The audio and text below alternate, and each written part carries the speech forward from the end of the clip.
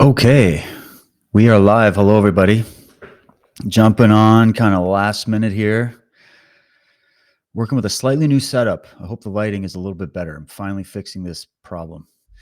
So hopefully it looks good, sounds good, and hope everybody watching is feeling good. We got all kinds of things to talk about in this evolving saga of which way, Canada? Which way are we going? What are we going to do in our present situation? How does Canada fit into the big picture of what's been going on and what's going on right now? And where the hell is this world headed in general? That is the subjects we're talking about. So hope you're well. I don't know how many people are going to jump on this. This is just randomly like around 2 p.m. Pacific time. And last minute, I kind of have to do this when I have availability in my schedule and the motivation to do it. So here we are. I hope you guys watched the first one. And anybody that's been following my recent statements and posts and videos on this matter, I hope you're already caught up with where I sit. I don't want to rehash it all over again. So if you're feeling kind of lost in this one, go and check out part one of this, I don't know, series that we've been doing. And make sure to follow me on X. It is my number one social media platform. I'm also on Substack. And just so you know, on Substack, they have basically a social media built in as well with lots of chat rooms and whatnot.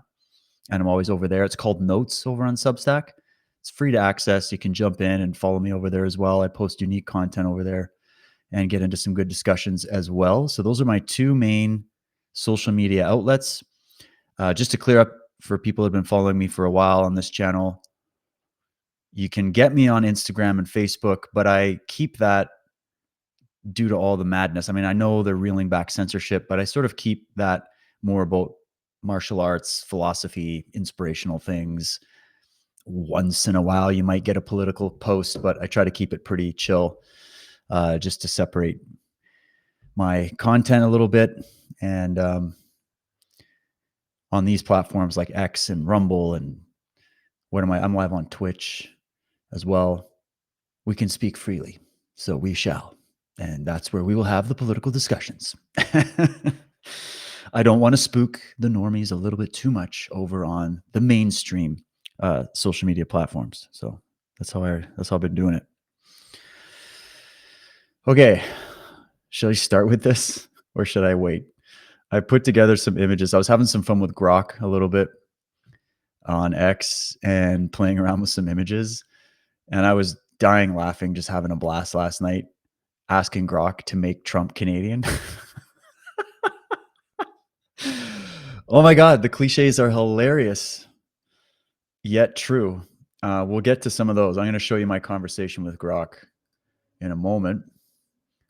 Let me just go and make sure Rumble's working here. Yeah, we are on. We are live. I have 9 viewers on Rumble. Hello to Rumble. How you guys doing? Okay, so what are we doing right now? We are looking at a part 2 of should Canada become the 51st state? I have been getting tons of data and feedback, which was my intention. As I started making these videos and talking about this subject, I have absolutely poked the hornet's nest, as well as apparently given people some, I guess, I don't know, confidence to come out and start speaking their minds about this and realizing there's a hell of a lot more people that are feeling the same way that I'm feeling right now. So I just want to first open up and say thank you to everybody that interacted with these posts and with these videos. I was not expecting them to go as far and wide as they did. So I really want to say thank you for coming on and leaving your opinions. This is what it's all about. And thanks for everybody joining me here today. And I've gotten into some interesting scraps and also discussions, and there's been some developments. So we're going to get through into some of that. I'm just kind of glancing at the chats here. There is a lot going on too at the moment. So I don't know if you saw this. Like, just, I mean, we're talking about it, so let's just bring it right in. And I think I'll make this bigger. There we go. Okay. So this is how the Toronto Star has reacted. And anybody in Canada knows about the Toronto Death Star and how they are one of the most vicious fake news media outlets in Canada. And I would love to see where their income is coming from, because their messaging is, for a very long time now, very consistent with very particular worldviews, if you know what I'm saying. And this one here is their headline: Donald Trump is driving a wedge between Canada and the United States. It's Donald Trump that is doing it, guys.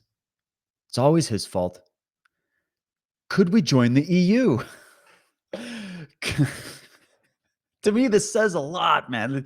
It's like, so even on the wild radical left, because that's what the Toronto Star is, they are already sort of hinting that, yeah, Canada probably couldn't really go at it alone. We need to form alliances in the present world that we live in, which I sadly have to agree with, given our current situation where we don't really have a legitimate military to defend our borders. We've been engaging as a country in what I've heard some commenters calling military welfare, where we have been enjoying the protection of our borders by the US military and not building our own military, and having Americans have to pay us, or not, no, the other, we have to, yeah, basically they have to invest hundreds of billions of dollars in defense. And of course, there's this whole trade deal thing. I want to get into it, but it's just interesting to know that as a country. And that's the question. Maybe this brings it up. And maybe before I get into this, I was just saying, see what I mean? Canada will be a state one way or another. So decide what state are we going to be a part of? Are we going to be a state of the EU, which means the UN? That would be the globalist empire, a state in the globalist empire, or are we going to be a state in the American empire? At this point, unless somebody here today can provide me an alternative option, I don't really see what our other options are right now. That was the case that I made in my videos recently. When you put it all on the table, you understand the history of Canada, where we've been, where we are right now, the reality of the situation, which is rather dire when it comes to our economy, when it comes to our freedom, when it comes to our way of life, when it comes to our culture, when it comes to the future for our children. It ain't looking good. And there's only so many ways we can try to fight back peacefully, and try to go through the legislative process that is totally rigged, because the senators are captured, the courts are captured. Nobody wants to hear the arguments from a large amount of Canadians that have a really legitimate beef with the government, how they've been behaving and where the direction they're taking this country. And so my ultimate statement was, we're either going to be able to pull our shit together in an epic, historic, unprecedented amount of time and rebuild this country from the ground up, do some constitutional reform, and basically try to get Canada to a point where we are operating with a lot more sovereignty, and that we can actually go on our own and have a military and have borders and have a country and have our own system and all of that. Or we have to be annexed and go along with the states. Like, in the current geopolitical situation, there isn't a lot of options. And I think this is the hard thing people are coming to realize here. So anyways, they're already advocating that we join a different empire. And I don't want to be a part of that one. And I honestly would encourage you to do some research on the EU, on the UN, on the people we're talking about that have captured our country.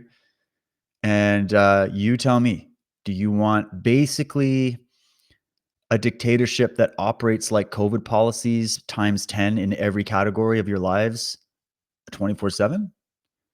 Or do you want a constitution with a Bill of Rights that protects your individual freedoms, your private property, your free speech, your freedom of movement, eases the economic situation, right? This is where we're at. And I was joking around. I was like, we're kind of like in a Dragon's Den situation, Canada, where we are the dragons sitting in the Dragon's Den, and people are walking into the room and giving us offers and deals, and they're putting them on the table. And we as Canadians need to, because our government is sort of closed right now. They're not really doing anything. So it's up to us. The adults have left. They were the children pretending to be adults. We're the adults now. We have to put the big boy pants on and make up our own mind. And the only way to do that is to stimulate discussion and debate, which was my intention. So that's happening. It's great. And we're the dragons, and we need to select a deal. We need to select a deal of what are we going to do? Where are we getting the best bang for our buck? Where are we getting the best deal right now? All things considered. That is where we're at. So that's that. Now, I'm just going to go backwards a bit because it's been a lot going on. Let me see here. Okay, interesting theory. I've been also getting a lot of theories. People are theorizing. We're seeing what's going on. We're all trying to think this through. This is good. This is good stuff. We need to do this. So this channel, Jason James, he says this, tinfoil hat time. I'm almost convinced what's happening in Canada is by design. The simple solution to Trump's tariffs would be to agree to the challenges along our border publicly and negotiate a deal privately. Maybe he meant agree to the changes or something. But Justin Trudeau and his Liberals went in the complete opposite direction. They know threatening a trade war will only make Trump double down, which in turn will cause economic devastation in Canada. I mean, the reaction of all the political parties is giving me a lot more information right now. And I hope you're all paying attention, because the way that they have chosen to respond to Trump is suicidal. And I'm not sure what they're thinking other than maybe what this gentleman is bringing up. So he says, print billions of dollars to hand out to the newly unemployed, which is what they're openly talking about. So basically just going into the government coffers and subsidizing every Canadian as we go through the trade issues, which, does everybody know where the government gets its money? We don't have to cover that lesson. I hope you do. I hope you know they don't just make their own money. Like, they take our money. So they're going to give us back our money, but that money is supposed to run the country. And they've also given a crap load of money to Ukraine, and they've also hyperinflated our dollar. So it is the government's actions that have caused the situation, and the reaction that they're having towards Trump right now is not a good one. They should be sitting down and negotiating. Should not be trying to play tough guy when they literally have zero bargaining chips.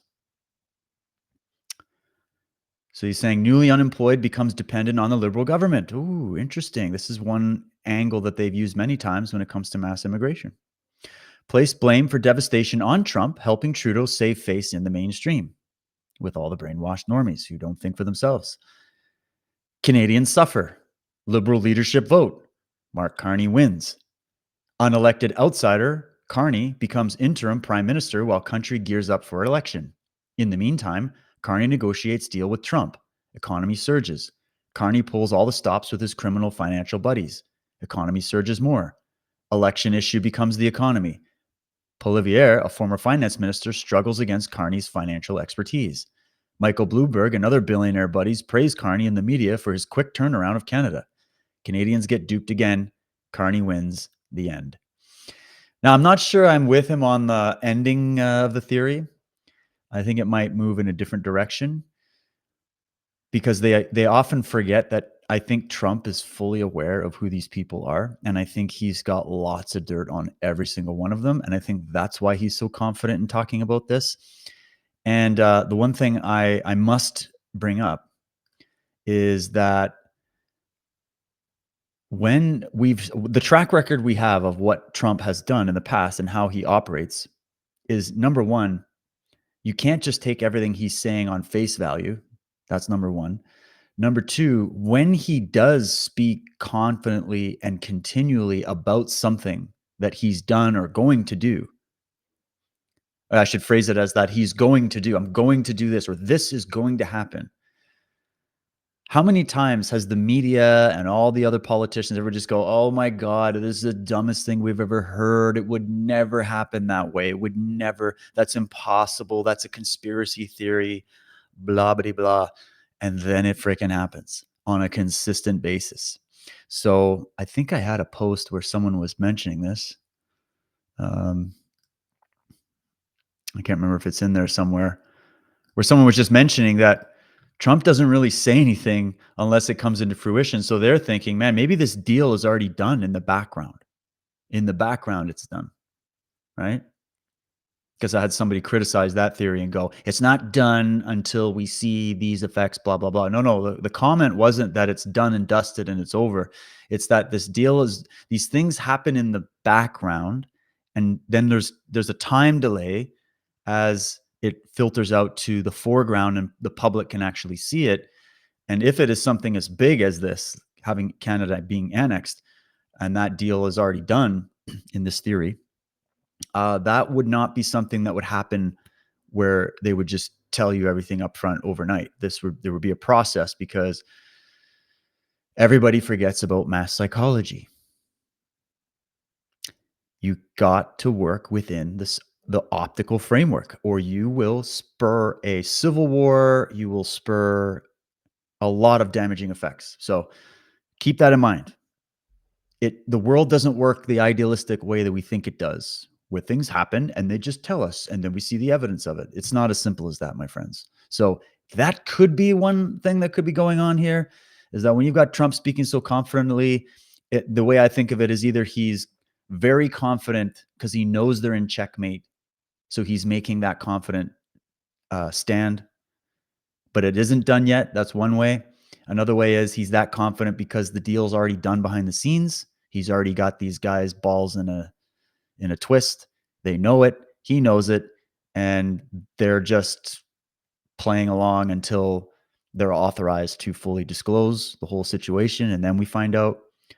Another theory that is very plausible is that this is all a negotiation tactic. This is all don't make me throw this punch. Don't make me throw this punch, right? It's kind of one of those. Because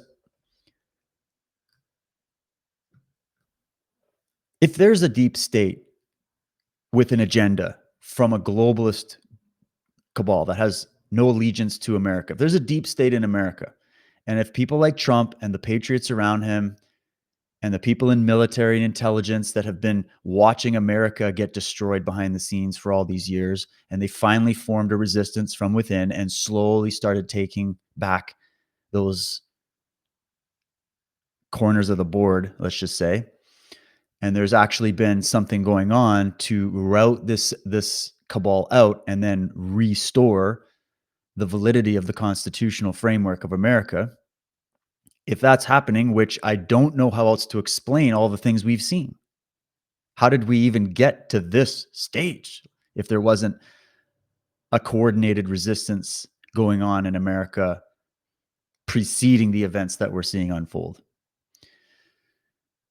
They would soon realize, this group of patriots in America, that they can't only save America, because the issue is the people that have infiltrated them represent the same people that have infiltrated Canada and all these other Western nations. And so if America was charged with being the leader in the West, then, and also if that deep state that had captured America had used America illegally to foment wars, invade countries, do deals that harmed other countries that were part of these partnerships and ally situations. And now you've got a team in place that's there to repair that damage and restore the old American system with some updates, right? They would have realized that this cabal that they're routing out of their own government is everywhere. And they're taking all these countries bit by bit. This is like Risk. And there's already a sort of hidden empire that's been building over the last, say, 200 years. That's my estimate. And that empire has been seeking world domination. The highest prize that has been sought since the dawn of human civilization. Who can control all the land resources and wealth of the world? That's the prize. Okay. So you can't just take over America. You need to because they're the strong arm, right? Massive economy, heavily armed population, biggest military, right? Um, but then what happens when America jumps ship from the globalist plan and starts fighting back? Now they're a problem because they have the power and the ability, if all systems are go and restored and everything's good and it's healthy again, America has the ability to take on NATO and the globalists, right? Because they were secretly using the American military as the strong arm to build their empire. And then they were building up NATO in the background, but NATO is nowhere near where America is at now. And so there's all this like Game of Thrones, Game of Risk going on with all these countries and these competing mafias and roundtables that are trying to forge the next empire for the world. So in that whole sort of mess of a scenario that I'm sort of loosely laying out for you, we don't have time to go through all the details. Those patriots within, and I'm talking patriots in all these countries. There's been probably patriots within Canada that have been working behind the scenes to fight back to retake the country that was taken from us. So, but they realize they're a small number because they're surrounded by these infiltrators everywhere. And so they have to form alliances with patriots that have woken up from within in other countries. So what does that look? And this is the same way that the country was taken. That's how they took the country over as well. It's just whether you're taking a country or whether you're trying to purge your country from infiltrators and restore your country, you're going to have to play the same chess game, right? So in the process of this chess game, we're at a certain stage of the game. And it's about which empire is going to win out, which group is going to win out. And they would have known that Canada, being the neighbor of America, being one of the chief allies and chief trading partners, is going to be essential in this fight to recapture America. And so in order to win that particular battle in the greater war, you would have to be aware that Canada has also been totally captured by this cabal who represent the crown and gown, the controlling elites, the globalists, whatever name you want to give, it doesn't matter. The people trying to basically run the world and control all the land, resources, and wealth. That's what it is. If you want to control land, resources, and wealth, you need to control the people that possess the land, resources, and wealth. You need to make them think that they're free when they're not. Actually, you are free. That's your normal condition as a human being. But then I'm talking about the systems level that comes in afterwards. You would have to capture that system. And in order to capture the system, you got to capture the minds of the public. So you can't take back the country by force. You have to take it back by awakening the minds of the public that had been captured ideologically by the enemy that was embedding itself within our systems over a long period of time. So think of like the reverse. How do you, like, we've talked a lot on the show of the 4 stages of ideological subversion that was brought to our attention by former KGB defector Yuri Bezmenov. Talked about it so many times. How do you reverse that? So you have like the 4 stages of, right, destabilization, demoralization, crisis, crisis, crisis, and then normalization of what you want of the enemy ideology. How do you reverse that? If this has been happening in America, in Canada, and in all the Western countries for generations now, how do you unwind that clock? The only thing that can do that is truth and facts. But here's the issue. As I'm sure all of you have been experiencing, trying to enlighten those around you and your family and your friends, people you work with, to the facts that are not being reported by the mainstream media, that were banned and censored and not being promoted on social media. And so therefore, the vast majority of people in your life weren't seeing those facts. And I mean, pick your issue. You ran into people and said, I have the documents. I have the receipts on the COVID jab, on the money going to Ukraine, on the wars, war after war, on the Federal Reserve System, on the 1974 Act in Canada, put us on the Bank of International Settlements and sell us out to the globalists. I've got the you've gone to people and they just finished watching The View and they're like, "You're crazy, you're a Nazi or something." Like they just didn't know what to do because even though you brought facts and truth, you can have all the facts and truth you want. You have to understand how to deliver that information to a mind that has become like resistant to the facts and the truth because that's what propaganda and brainwashing and mass formation psychosis does to the human mind is it turns it away from the truth and gets you fighting for lies passionately. We've all watched this. We've watched people that we know and love turn into totally different people because of this information war. And that's why this war is an information war.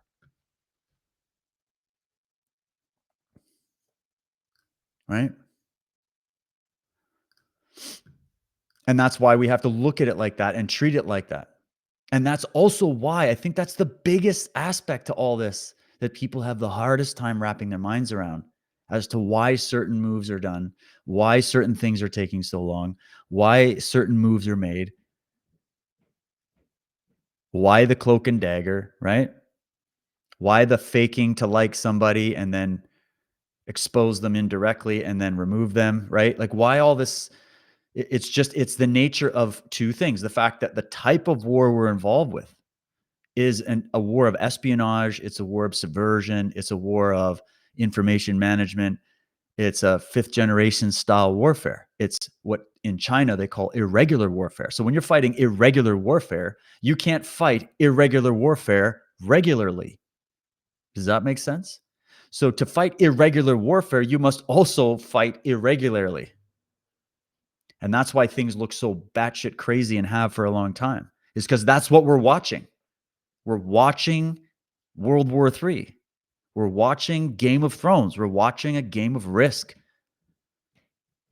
between power players. Some of those power players are far more benevolent towards the human species than other power players. And there's degrees in that. There's gradients in that way of that worldview within these elite groups that are trying to face it off and figure out where's the world going to go next. So just a little rough sketch of the overall picture. And I think it's difficult for a lot of people to keep that big picture in mind when they're analyzing the little picture stuff. And then they hit the jump to conclusions, Matt, and the picture is not clear. So just something I've noticed. So regardless, we've reached this stage of what is this? January 30th, 2025. Trump is president and American people voted him in despite any election tampering to give him a strong mandate to the point where now Trump and his party have the Senate, the courts, the House, the government. So right now, today, they're doing confirmation hearings for people like Kash Patel, RFK Jr., Tulsi Gabbard. It's entertaining to watch them scorch these Democrats that are all sitting there freaking out and their blood pressure's going through the roof. You see Bernie Sanders losing his shit as RFK Jr. just basically tells him to his face, "Oh, you didn't take a dime, did you? What's with that 1.5 million or whatever it was you took from Pfizer?" And just grilling him. It's amazing to watch these champagne socialists just get crushed. But yeah, so that's going on. And then in Canada, we don't really have a lot to report. Like it's just, we know our government isn't even functioning. There's no real conversations being had politically other than the people just getting together and saying, all right, we got to be the adults now. We got to figure this out. So let me go and check on the mainstream here. You guys have any comments? Yeah, it's a small stream right now. I probably just hit a bad timing. But if you get into this show later on in your day, throw the comments anyways. I'm always going to check back. I'm always curious. But let's get into something funny. Let's do something freaking hilarious right now. I was playing around with Grok last night. If you don't know what Grok is, you got to get on X. That is basically the Chat GPT of X. And it's like an AI bot, and you can ask it to do all kinds of stuff. And this is my just having some fun in the discussions of Canada and the 51st state. I'm asking Grok to I'm like, generate an image of Trump going full Canadian. So check it out. Can you see it? Oh, you know what? I'm going to get myself out of the way here for a sec. So there we go. This is Grok making Trump a Canadian. We got just like Canadian, the hockey and plaid. That's what, and a toque in with Ottawa in the background. Okay. So I'm like, okay, more Canadian than that. Okay. They got Trump with a maple leaf. You got a Mountie guy in the background. We got a beaver. I just love that. So I'm like, how far can we go? Even more Canadian. I love this one. With the particular plaid in the top left with the leaf. He's just holding the leaf. And then the Mountie with the Canadian sash. You got to keep the beaver in there. And there's all these variations. Here he's got the scarf. We got two beavers. Doesn't Trump look great? And then, okay, let's keep going, Grok. More. All right, we got the Northern Lights coming in now. That's some kind of campground. Keeping the beavers, keeping the Mountie, just hanging out, different kinds of Mounties. We've got a group of Canadians in the background, all smiling and super polite. And then Trump's handing out what, Canadian whiskey? Is that what that is?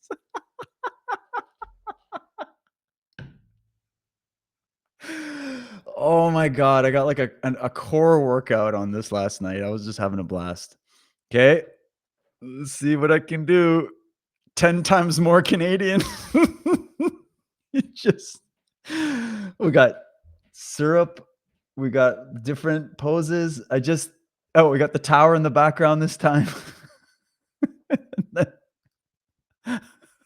Okay, make Trump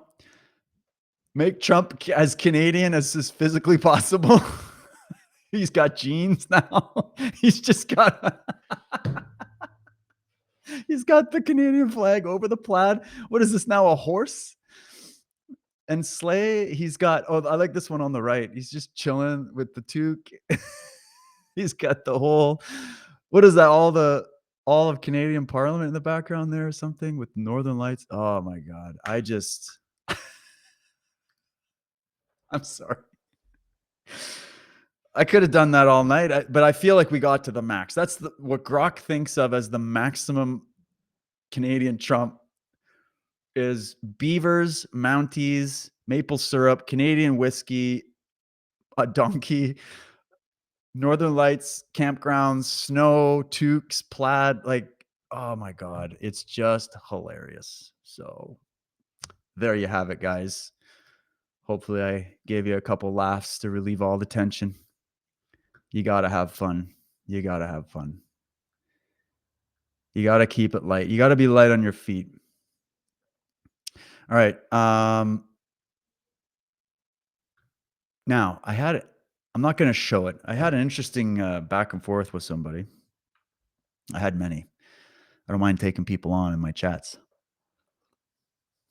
I think of it as sparring. Like in jiu-jitsu, I like sparring a lot and kickboxing and stuff is because you get the most amount of feedback and that's how you get better. You just put yourself right in the environment you want to learn and get better at. And so I learned so much. And so if you see me wasting my time arguing with trolls, I only select certain trolls and certain arguments because it's practice. It's practice for me. So thank you to all the trolls for signing up to be practice, so that I can refine my arguments.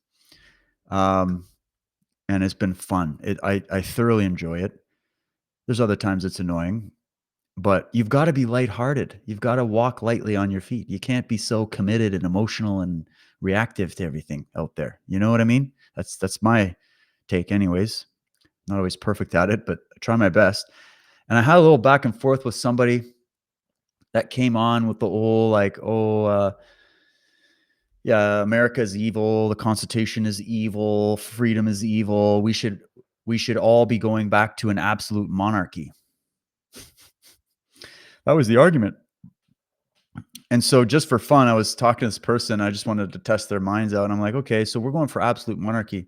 Um, I don't want to have anything to do with a totalist socialist style government where the government has complete and total control over the means of production, because that's what an absolute monarchy would entail. It would give the government, your government, complete and total control to run it however they want. There would be no blockade to the decision that would come down to one man, which would be your king. This is how we used to run things in the Middle Ages.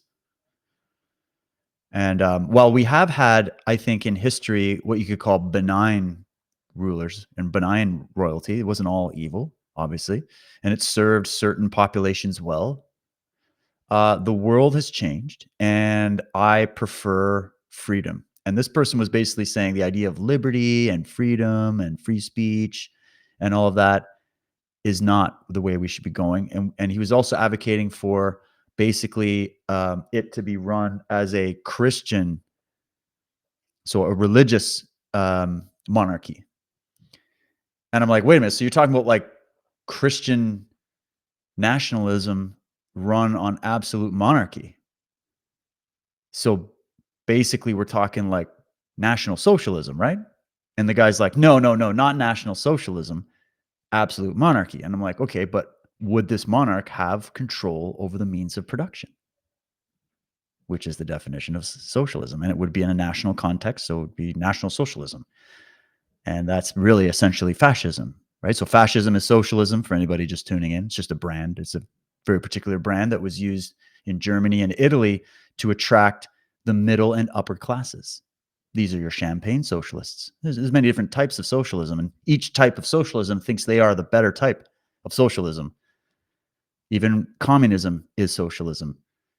Even crony capitalism is socialism, or what you could call like FDR socialism, which would be like welfare socialism. Or in Canada's situation, we have a lot of various socialist aspects to our country, including military socialism, etc. But this, if we're talking pure absolute monarchy, you're talking what the Nazis were trying to achieve, right? And it was funny how much this person denied it the whole way. But once I got to definitions and I went, no, just think about it, they couldn't deny it.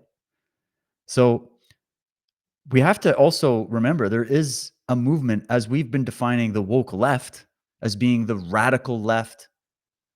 And we see radical Democrats, we call them radicals, right? Because they're way more down into the communist ideology, socialist ideology than, say, an old school Democrat in America or a classical liberal like a Hayek or a Mises. Mises is more like a libertarian, I guess, right? Like a classic liberal libertarian is a totally different thing than what the Democrats are today, what the liberals are today. Like when the Canadian Liberal Party, run by Justin Trudeau and Chrystia Freeland and Mark Carney, they're using the label liberal. They stole that word. They're not liberals the way it would be classically defined, right? Because if they were, they would be far more in line with the founding American constitutional principles, which was founded more as a classical liberal concept. And it was built as a constitutional republic with democratic elements to it. And if you get into the whole thing, you can find out where things got sort of blended over time. And what these types of people do, if we're talking infiltration, they don't just infiltrate physically your government, right? They infiltrate ideologically, and they capture words and terms, and they capture ideas. And that, so they can put the facade of, I get to wear the costume of standing for freedom. I'm even going to use the word freedom and blah, blah, blah. But behind that is somebody that is an extremist and a bad actor and is there to promote a totalist ideology. That's why I got away from all the isms and I'm just calling it totalism.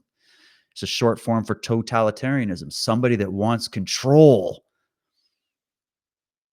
And we can get into the psychological reasons why people are attracted to this. But they're control freaks. And there's many brands that these psychological types of people that we could call control freaks or megalomaniacs or narcissists or psychopaths or sociopaths or all these different terms we've given these types of people. These are psychological types of people. There's types. I'm a type, you're a type. We have maybe blends of different types, right? And there's a reason why when we look at what we now call leftists, people started saying, well, I'm not going to call them liberals anymore because they don't get to have that name. Liberal is talking about freedom. So if they're a totalist and they're control freaks and they want to funnel power into centralized control over the means of production and take power away from the individual, you don't get to take the term liberal. That's what the debate was. So we'll call them leftists now and a bunch of other unsavory words. So it gets so sticky that you end up, all these debates and discussions you end up getting swallowed into are just all about words and stuff. And nobody knows what they mean. And then conversation's impossible. Well, that's another effect of fifth generation irregular warfare, psychological warfare. That's another effect of it, is that nobody can define anything anymore. The language has been too polluted. The meanings of words have lost their meaning. That's a symptom of a greater problem, and that problem is the use of psychological warfare by bad actors that are trying to co-opt your culture. Because remember how I said I was giving you the idea that if the ultimate prize of these control freaks is the greatest amount of control over all the land, all the resources, all the wealth, they figured out a long time ago that you've got to capture the minds of the people in order to achieve that goal.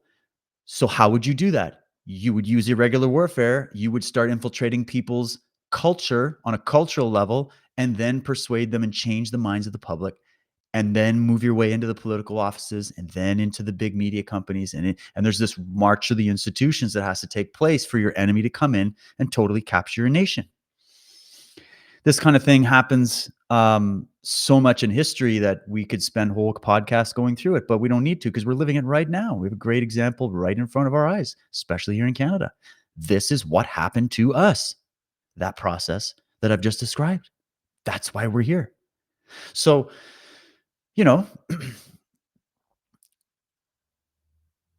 one thing that I think of really quickly here is I'm going to bring in some jiu-jitsu talk here for a sec because it's also on my mind.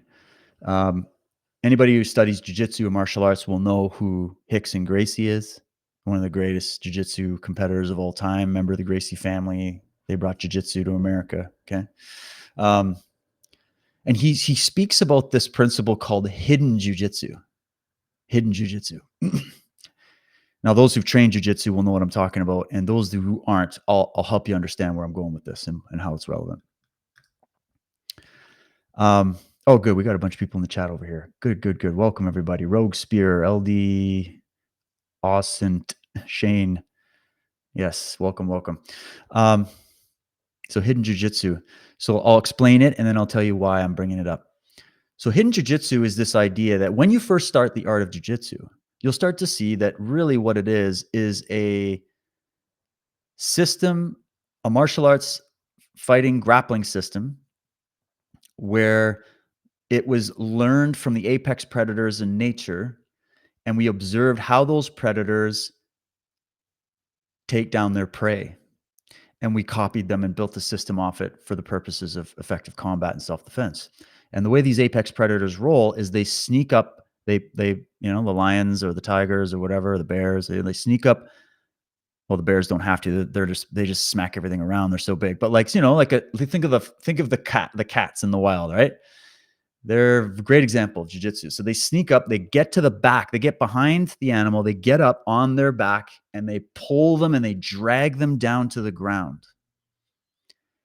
there's a struggle that takes place, and then they look for the neck, and then they break the neck, and then they finish off that prey animal. I know it's a bit graphic, but it's the way combat is, as the way nature is. So jujitsu is similar to that, where the goal is to close the distance to avoid being hit. You got to remember, a standing opponent will have a lot of explosive kinetic energy, and there's a lot of things that you can't calculate or even see coming, like these big punches coming your way. So for a smaller person to be able to defend themselves against a larger, more imposing opponent, you have to close the distance. You have to get to a safe spot. You got to get close enough that any strikes that you're going to throw at you in the exchange are going to be very limited in their ability to cause damage. Because the more space and separation you get, the more ability for that kinetic energy and those strikes to be able to cause damage. So you got to close the gap. You got to get a good grip and control of your opponent. You need to attack their posture, and then you need to attack their base, and you need to bring them to the ground for the purpose of eliminating that explosive kinetic energy potential, because the ground neutralizes a lot of that. And now it's an even match, because even a bigger, stronger person on their back, that strength won't count for anything if there's a positional or mechanical advantage on behalf of the jiu-jitsu player, which there is. So everybody should try this out. And then what do you do? Then you have to, the next stages would be that if I'm going to take you to the ground and seek to finish the fight, I would have to get past anything. We call this the periphery. Okay. In ecological dynamics of jiu-jitsu, it's a periphery, meaning all the limbs. So as I'm trying to get to a place where I can pin you, because that's the next objective, is once I've taken you down, I want to keep you down. So I need to pin you to the ground so you can't hurt me. And then the next stage would be to seek the finish of the fight. I have to get past the periphery. I have to get past anything like your hands and your feet that you're going to do to fend me off. We call that passing the guard. And on the person on the bottom, the person that's using their hands and feet to fight you off, they are playing the guard or using their guard. And there's a battle that can take place where either opponent can win in that little middle ground area. And then if I can navigate past all those pieces and get to your torso and start separating limbs from your core and extending them and removing their ability to be powerful, because when your limbs are together with your core, you're way more powerful. But if I start separating and extending limbs away from the center mass of your torso, you're slowly becoming weaker. And then once the person on the bottom is tired from trying to fight that, then we seek the final stage of that engagement, which is to finish the fight. And the way we finish the fight in jiu-jitsu, I think, is rather humane. We always give our opponent the choice to tap, where we're either going to look for a breaking of a limb or a joint, or we're going to look for a strangulation. I'm going to go for the neck.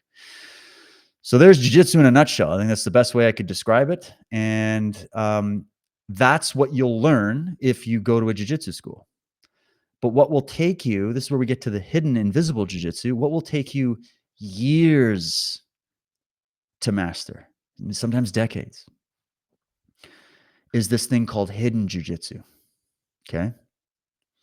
And what hidden jiu-jitsu is it isn't the obvious moves that are teachable, that I could break down in front of a class, that we could drill together. You can't drill hidden jiu-jitsu. You can't really, like, it's kind of hard to even explain or like demonstrate it, other than when you roll with a high-level black belt that uses this principle. You'll just be scratching your head wondering how it was so easy for them to make you feel completely useless. Like you have, it's like an adult grappling with a child, like, and you don't understand it. Even, and this is, I'm talking like, even if you had jujitsu skill and you've been training and you face off against one of these elite black belt world champions that train like 8 hours a day, every day, their hidden jujitsu level that is subconsciously and somatically taught. It's not conscious. They're not training this. I'm telling you, this is something you pick up by being in that live environment for years.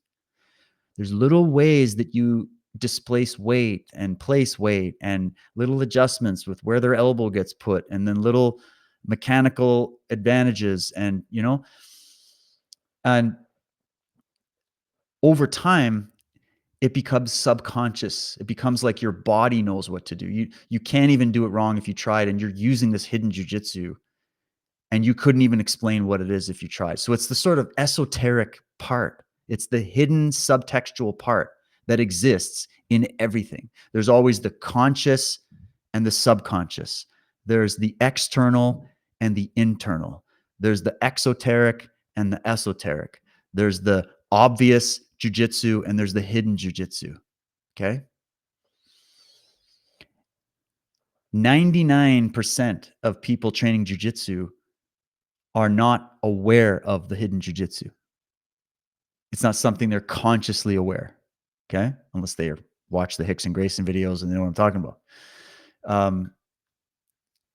Why is this relevant? Why did I just go into a big dissertation about jujitsu? I think hidden jujitsu is being used politically.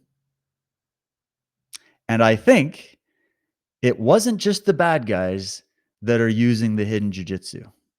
I think it's the good guys also. In fact, if there are any good guys, there would be no other way to achieve a victory of any kind against the monolith that we're up against without hidden jujitsu. Which means you can't take the events on the exoteric level and the surface level and base your opinions about what is happening in this war on that. If you're getting the public statements and the media reporting, that is part of the information. Just like in jiu-jitsu, you need to learn how to do an armbar. You need to get some instructionals. You need to drill a guard pass here and there. You need to know how to do a double leg takedown. These are defined things that you can practice and anybody can understand how to do it. The hidden jiu-jitsu is with that double leg takedown when you have developed it on that esoteric level. So you put so much time in on the exoteric that on the esoteric side, you've hit a new gear and you now can apply that move against people that even know it's coming and you can still make it work.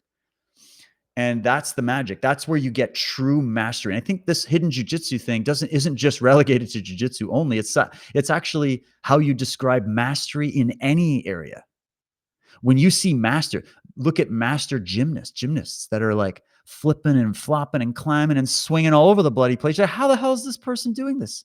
It looks impossible. How do you spin like 87 times before hitting the ground perfectly? What are you doing? There's a hidden jujitsu element to that. Artists out there, you know what I'm talking about. You couldn't sit there and logically explain how you end up with these magnificent works of art. You know your technical skill, your ABCs, your step-by-steps. You've already mastered that. You know how to master your paintbrushes and your pencils or your graphic art tools. And what you do is you get in the zone, you put some headphones on or not, and you sit and watch the birds tweeting out the window, and you zone in and you've accessed this creative part of yourself. And then you pour that out and you use the technical side, the exoteric side, as a means of expressing this other dimension, this esoteric hidden part of yourself. That's kind of mysterious. So I'm showing this as sort of like the way I'm thinking about this is there's this universal part of the human experience, human anatomy and human psychology. Maybe that's what we call the spirit realm and the spiritual things is this hidden side.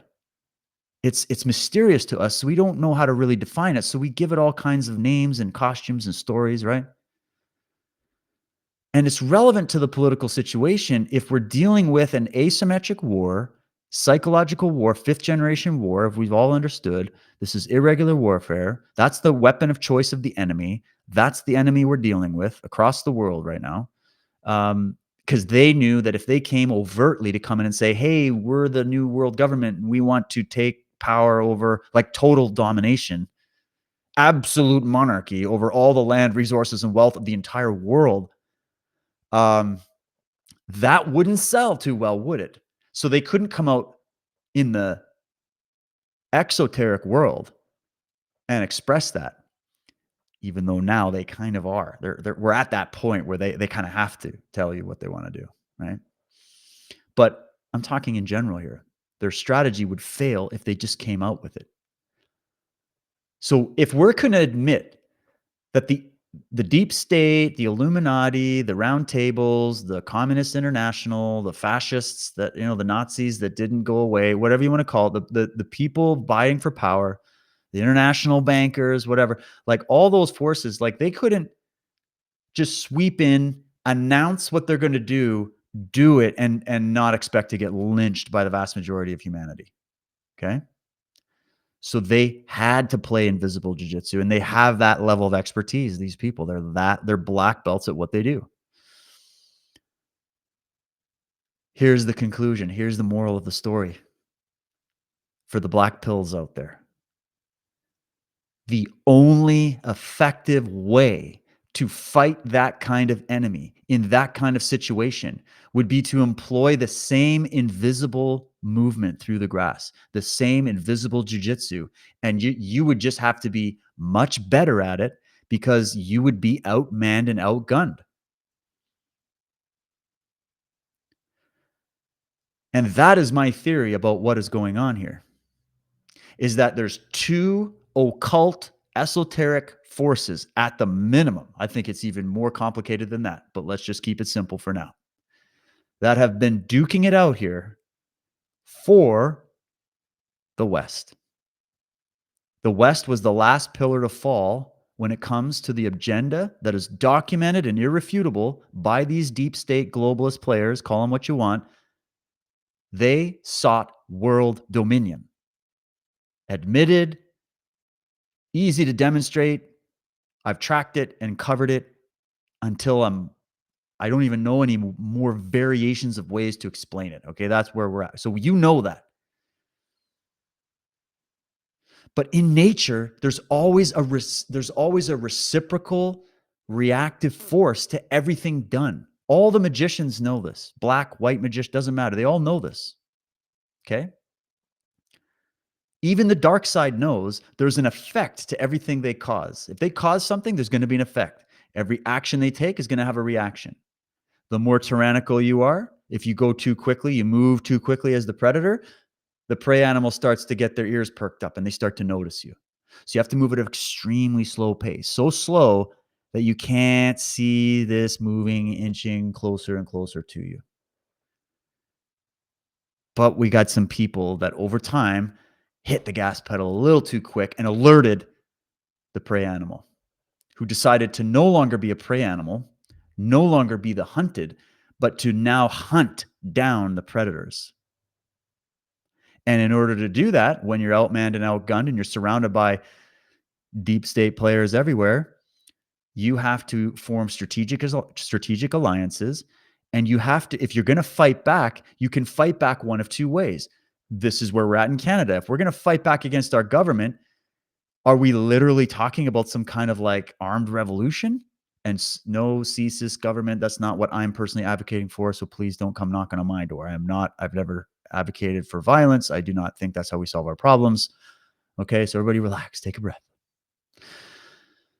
But like, what are the options to, like, historically, how do you get your way out of a communist dictatorship? Like, do you just keep signing petitions? Is that how the Berlin Wall came down? Like, is that how the Russian farmers, well, they didn't survive that, did they? When they were starved out, right? So like, how do you get out of those kind of dire situations?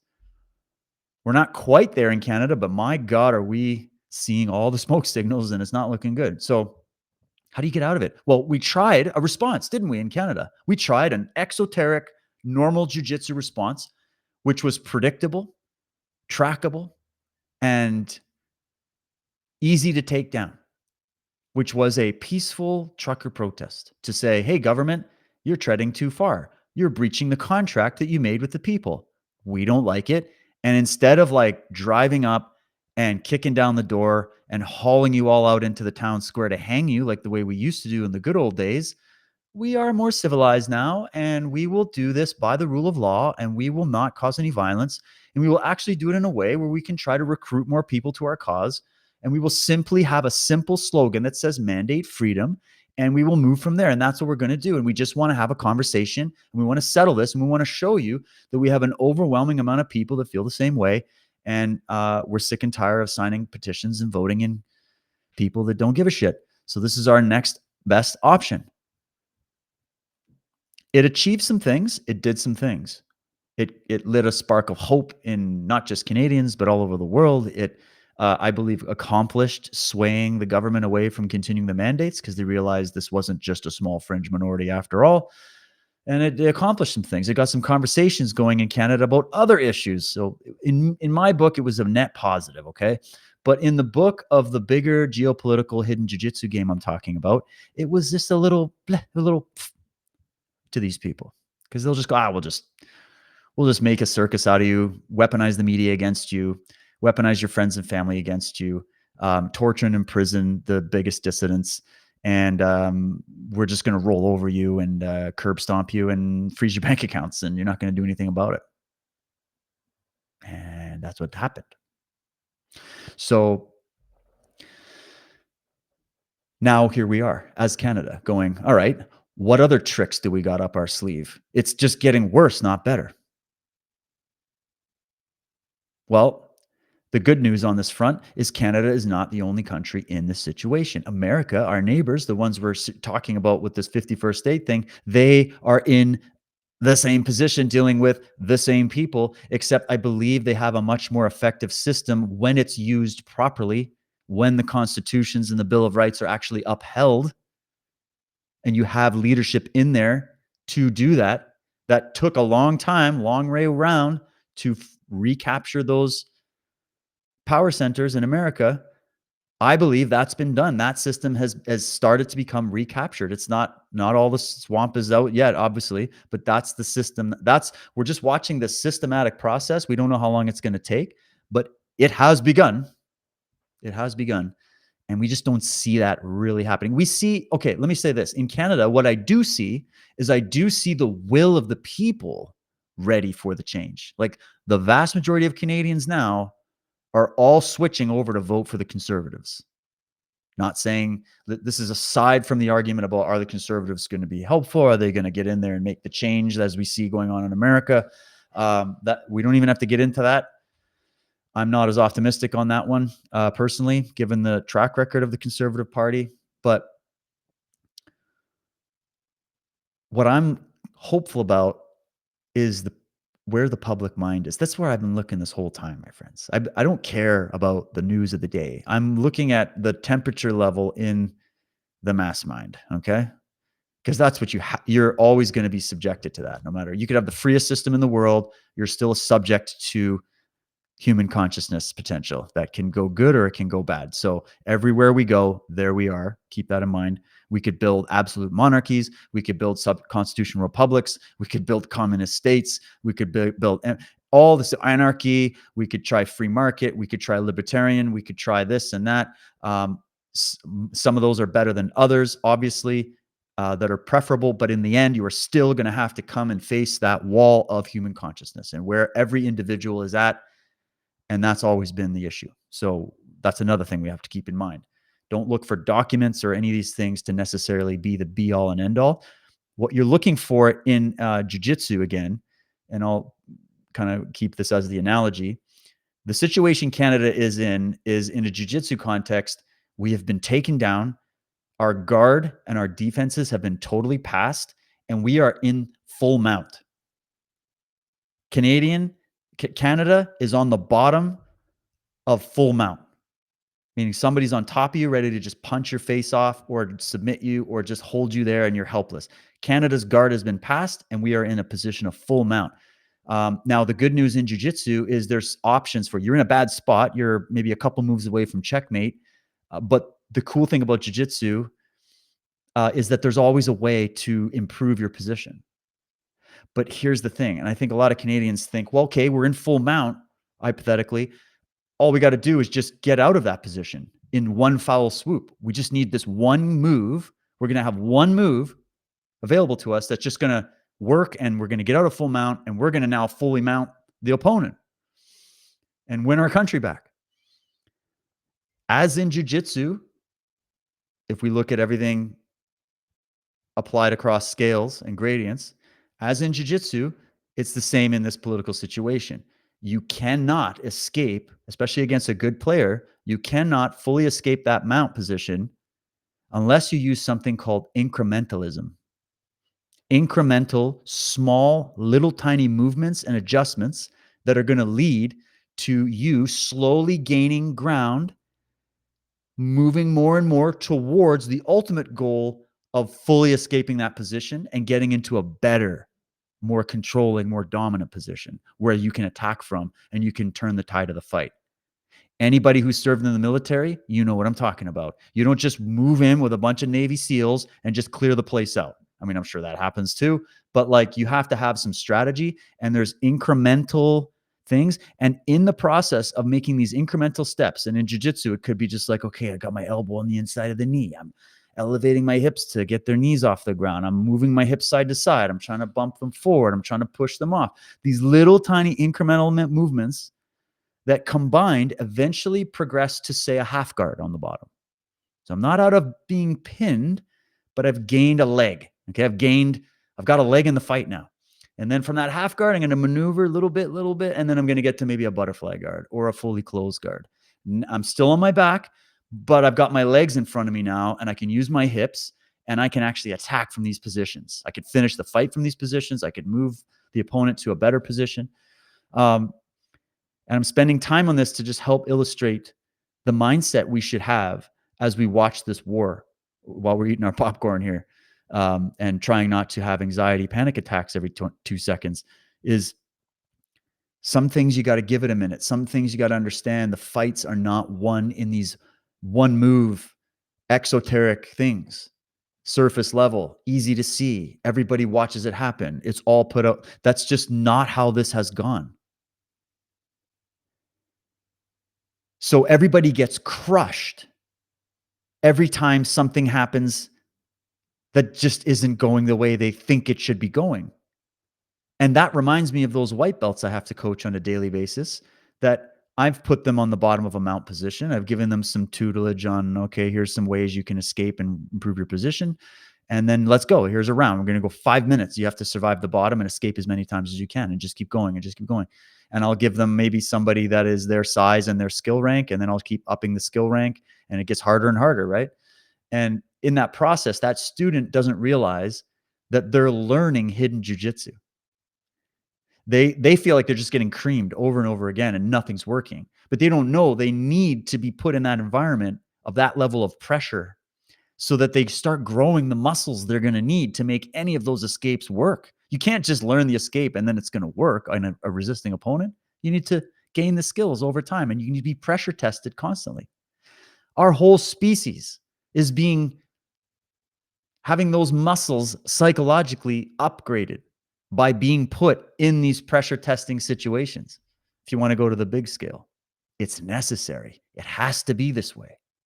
You will never be able to defend yourself again unless those muscles and those somatic mind-body connections are forged in to the point where you can't forget it if you tried. So if we want to not only win back freedom in the West and in the world, and win back sanity and win back reason and win back prosperity and win back some peace and quiet again, you can't just win one war and expect that to keep the situation as it is. It's going to be an arduous process, and you're going to be shown a lot of things that you aren't supposed to just react to. You're not supposed to just go, ah, every time you see something happen that doesn't go your way in this fight. You're supposed to take information from that. You're supposed to take data from that. Every time if you're on the bottom of mount and you just work your ass off just to get to a half guard, and then your opponent just passes that half guard and puts you back in mount again, you can't just go, oh, forget it. I give up. I'm quitting jujitsu. You've got to do it again. You got to find another. So you got to keep trying to get ahead. And in the process of the struggle of trying to do that, you're gaining new ground because you're building the muscles that's going to help you get more resilience and become more formidable in the next exchange and in the next exchange, to the point where you become a person that nobody can hold on the bottom. Nobody can pin to the ground. It's impossible for them to pin you to the ground. You've tested every variation. You've seen it all. You've been there. You've experienced it. You didn't just know the truth. You experienced the truth. That's how I see what's happening right now to us. That's why it feels so shitty. That feeling of shittiness, I'm not sure, who do I trust? What do I do? What books am I supposed to read? Which one of these theorists out there is correct about what's going on? That struggle in your mind is those muscles being formed to empower you and make you stronger. That's how you have to look at these dark situations. If you look at it any other way, you're stuck in victim consciousness, which is where the deep state big brother wants you. So you're vulnerable and weak and helpless. Or you rise like a warrior and you say, all right, throw that punch again. Let's do it again. Take me down again. Put me on that mount. Hold me down again. I'm just going to keep coming up, doing it again. Get up, knock down, get up again. You're becoming stronger. Now, your level of unfuckability with has just skyrocketed. Let me ask you this. Everybody listening right now, tell me in the comments, are you the same person that you were before 2020? Are you the same person now? Maybe some of you are going to tell me some horror stories that I would have full empathy with of the shit you've experienced from 2020 until now. And I know it's been devastating and it breaks my heart. However, here you stand. If you're listening to this, meaning you survived it. Think about all the people that didn't get the jab despite the largest, most highly funded, most universally applied mind control operation that I think we've ever seen over the pandemic, continuing up to the things happening right now. It never stopped. The war is still going on. The war wasn't even about the pandemic, by the way. That was just one of the theaters of the bigger war. Keep that in mind. But if you resisted that to any degree, you grew 10 times taller and you learned some hidden jujitsu. So you're valuable. You're the kind of person that will never, ever, let me guess, you will never, ever forget what happened from 2020 till now, will you? It's baked into you. It's a wound. You have a battle wound. I've got battle wounds. I got bloody PTSD on certain levels to certain things. One of the things has been harder for me to even do podcasting for a while. I've had to work at levels of resistance within myself to do this. You have no idea the battle I have to do just to show up and do this at this point. From what I've done and what I've had to go through, what my family's had to go through, the blowback you get for trying to stand for what you believe in while living in a tyrannical situation and being attacked by everybody all the time. And the people, death threats and showing up at my house and showing up at my business, challenging me. Like, you have no idea. So, or maybe you do. You've had your shit happen to you, but that made me stronger, right? So the reason I like the term "it had to be this way" when it comes to saving our countries and saving our freedom is that it really, really fucking did have to be this way. Look at where people are at still. You can't create a free society out of slaves, people that are enslaved mentally. If you're a mental slave, if you're a slave typology, like these people looking for some big, they want more government and more tyranny in their lives so that they can have some semblance of security in the world. They need to experience two alternatives. One, the most amount of freedom and prosperity imaginable. And two, the most amount of tyranny and enslavement imaginable. Choose your way, Western man, or earthly man. Where do you want to go as a human being? What kind of world do you want to raise your children in? More freedom and abundance and prosperity and potential and hope and peace in terms of stopping all these freaking wars? Or do you want to go into war, debt, decline, civil war, division, infighting, propaganda, entrenched bureaucracies that don't listen to the people, intelligence agencies that don't protect the country, but that are actually weaponized against the country, at least at the highest levels? Because I know there's a lot of patriots in those intelligence services as well. Many of them have contacted me. Okay. Trust me, it's not all bad. So we had to experience this. I've come to that. I've been there, but like I've really settled on this. I've really settled down. I'm like, no, we, especially when I was using those analogies, and I see the change in my students by teaching jujitsu again. And I'm working a lot with kids too, young kids, teens, adults as well. Um, but just noticing these kids come in to my school and I'm watching this principal at work I'm describing to you, where they walk in. And I remember when they first came back from after the lockdowns, these kids were just like frightened little shells of human beings. It was sad. And my job was to try to repair their minds and get them back to stop sitting 6 feet apart and stop fearing every human being that's walking by them and having a sneeze, and stop being like, don't touch me. We can't touch each other, because these poor kids had nobody touching them in a loving way or in a sport activity, or there was no human contact. The whole world forgot about psychology and the 7 stages of development and how human beings develop. And we need certain things the way like your fish need certain things, your cats need certain things, your plants need certain things. We're plants too. We need certain things. And these kids were deprived of those things. And it was my job and the job of every coach of every wrestling team or gymnastics team or soccer team or jujitsu club or a personal development field. You are the shamans now. You are the ones repairing psyches and repairing bodies from the damage done to this war.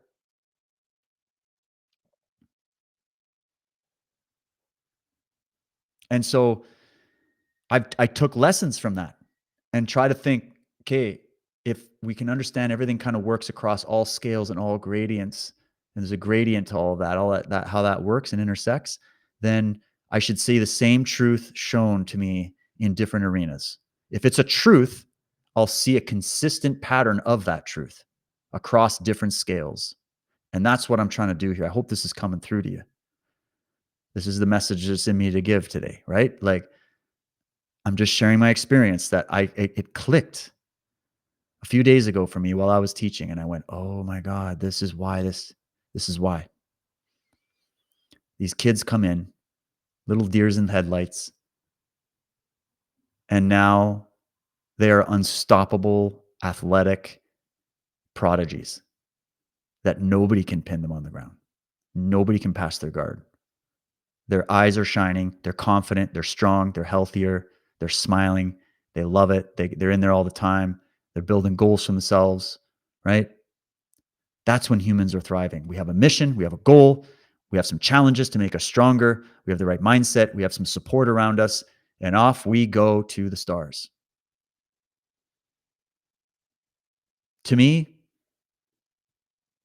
the people espousing that vision of how our country should be run, of how our businesses should be put together, about how our trade deals should be done, they have that hopeful, positive, moving forward, human potential ideology behind them versus the extinctionist protocol ideology of the current administrations at the top, I mean, and Davos and Rome and, you know, the sultans and the whole, whoever is part of this, who have an anti-human, create hopelessness and despair as psychological warfare, right? Choose your fighters. Who are you going with? What side do you want to be on? Winning side of people who are winners? I'm not talking about people who conquered. I'm talking about people who win. Because the deep state won once upon a time for a long time. The bad guys won for a long time. So it's not to say they're incapable of winning just because they happen to be made up of a bunch of losers. They just win with cheating and breaking the rules, which is why they're losers. And they advocate for a self-destructive and species destructive policy. They are walking death. They are walking destruction. They are the psychopath. They are the control freak. That's all they can do. They can't create. They have no self-love, so they can't love others. And so they're creating a world based off who they are. So I want to be on the team of the people that they're creating the next world for these children based off where they are, which should now also be informed and have some battle wounds attached to it from surviving the war we've already been through and the war to come next. You can't. How do we preserve freedom? Let's say we win it and it all works out. And we're like, yay, worked out. Whether Canada stays its own country, whether it becomes a 51st state, how it all shakes down, we just see massive improvements. We see less wars. We see better improvements. Let's say we get there. How do you sustain that across generations? Well, how did the deep state sustain their agenda, that anti-human extinctions protocol agenda, that power-hungry maniac agenda over generations within their families? How did they do it? For 200 years or more, how did they get their sons and daughters to continue an anti-human agenda of power and control and domination? They groomed them to do it. They built them to do it. They trained them to do it. They fostered and they created ritual and they created a religious paradigm for them, a cult paradigm for them. This is how the dark side works, right? You kind of got to take a chapter out of their book and you don't make it culty and weird and like about power, reverse engineer the objectives, but the method is your memory has to be so vivid of this war. Like think of World War II and all the veterans that we had to speak to about what happened, right? For so long and all the people. Now they're dying off. We're going to forget that time of history. But we'll always remember it. It left an impression on the human race that was so big that it's in our genetics, genetic memory. So we want our kids to have genetic memory of how to fight tyranny, how to recognize tyranny and evil and corruption, how to rout it out immediately, and what policies and ideas, because this is all built on a house of ideas, everything's built on a house of ideas first. And then all the tangible things come next. But you have to tell your children the stories. You have to show them the alternatives. And you have to get them to understand the hidden jujitsu that you've learned by surviving this war. So kind of a tangent there, but I hope it's helpful just in terms of mindset. I feel like that's the best thing that I can contribute. I'm not the best at political commentary. I do my best with it. But I'm about mindset when entering conflict. If you're in a war, you better have the right warrior's mindset. You can't have the mindset of a gardener if you're in war. You have to have the mindset of a warrior, right? And you need to have the right mindset of, how do I deal with failure? How do I deal with defeat? How do I deal with hard times? How do I deal with those dark nights where I can't sleep? How do I deal with myself? If you can't master yourself in a jiu-jitsu match, your enemy will have their way with you. If you can't master your emotions, your opponent will have their way with you. But if you can master yourself, then you can also master your opponent. So this is why I'm such an advocate for that personal development side of this fight. No matter where you find yourself in the way you see it, just remember that's the number one thing you can work on right now is that. Because we need strong people who are black belts in hidden jiu-jitsu across all the scales.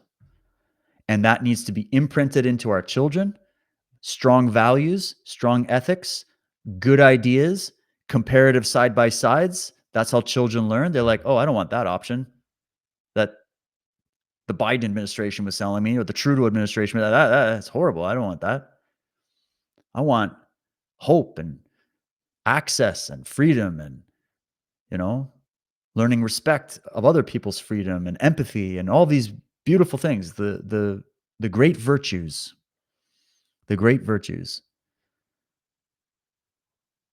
So it's hidden jiu-jitsu time, my friends. And I think that's why nothing happening really makes any sense, because we're looking at it. We're like that white belt watching two black belts duke it out. And we're like, what's happening? How did he just move that guy? How did he just flip that guy?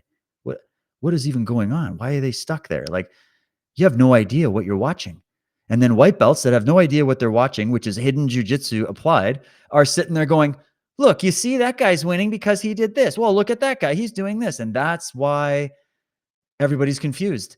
It's because of all the white belts in the room that are watching something going, "Oh, I think that's what it is." And they had no idea what it is because they're not taking this hidden dimension into it. They don't know what they don't know. And yet we go to these types for our daily news and wonder why we're depressed and hopeless. So watch for that. So I think that's why everybody's wrong about what's going on. Everybody's wrong. I think everybody's been missing it this whole time. That's my theory. I think we've all, and me too, we've missed a lot because we're upgrading, we're learning, but don't worry about that. Don't feel bad about that. We can change that. That's you go from a state of ignorance of something to a state of knowledge, and then that knowledge increases. So don't feel we're all in the same boat. I'm here too. I don't know everything, and maybe I'm wrong about what I think is going on. Who knows? But I do think I'm right in at least the meta sense of if like there's both good and evil in the world. Both. It's not just one and it's not just the other. And that seems to be a big problem we've all been having and why our countries have been sold down the river and we're sitting here reeling, wondering why. It's no mystery to people that have been paying attention, but to the people just waking up, it's just like, what? It's an unfathomable mystery. Because they're like, how did we get here? That's the number one question Canadians are saying. There's walking around in circles, sipping apple cider, going, how did we get here? Even the beavers are like, how did we get here? The quality of my sticks in my beaver hut are much less now than they used to be. All the sticks are made in China. What the hell?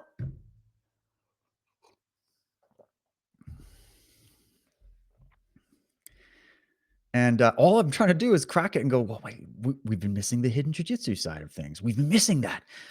We should have not been in this place right now unless there was good in the world acting through different human beings. Some of them may be unexpected to people who form judgments in their heads about people that they've never met in their lives. The Lord works through mysterious ways, as they say. Everybody forgot that. And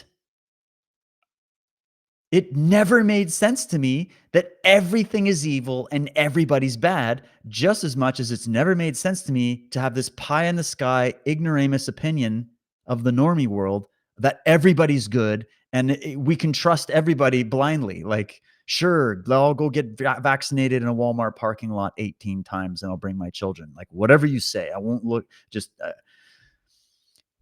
here's my brain on a silver platter. Just return it to me whenever you need. Like, there's two extremes. Just like in politics, there's extremes. Full-blown tyranny, so much freedom that you have the freedom to go and rape and render and steal from your neighbor. There's extremes. There's people who are megalomaniacal, narcissistic psychopaths, and there's people who are well-meaning but maybe incompetent. And then there's people who are well-meaning and competent. And when those guys walk in the room, look out, there's your black belts with hidden jujitsu knowledge. And you better hope they're on the side of humanity. So all that to say, I wasn't even expecting it to go this way in the show, but this just is what happened. I hope it wasn't too boring for you. Let's do a few specifics here. I had somebody say, I got to tell you, so one of the biggest questions I've been getting from American friends of mine is, do you really think, like, I heard your show where you were talking about how, what if the vast majority of Canadians would not want to be a part of a 51st state, or the vast majority of Canadians aren't really wanting to change their constitution and fix the problem. They're all kind of brainwashed. They're worried about that. And I'm like, no, I think it's actually the other way. I think the vast majority of Canadians are awake to what's happening to different degrees, right? But in general, we all kind of know our biggest argument in Canada is what's the solution to the problem. I think that's where we're sitting. And let me know in the comments if you agree. I've seen everybody, a lot of people, they think the 51st state thing would be a good solution given everything. Other people are feeling like, no, we can handle this by ourselves. And we're all kind of hoping Trump is playing a bit of a bluff.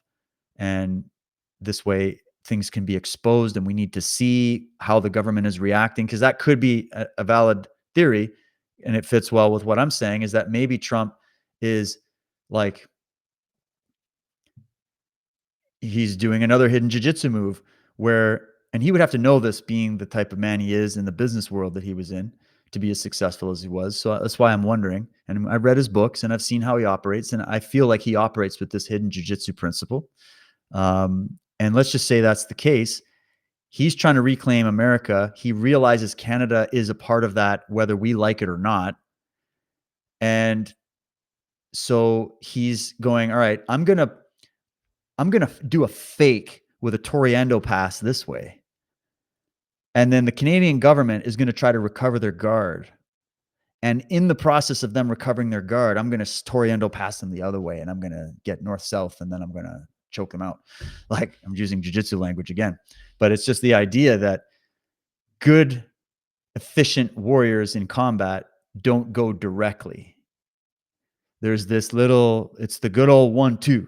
It's the good old head fake, throw the right cross. It's the good old roll under, hit the body, come up top. It's the old fake high, shoot low. It's the old fake left, move right. It's the old, hey, Canada, get your shit together with the border. Fix these problems that are affecting America and your country, Canada. Or here's the penalty.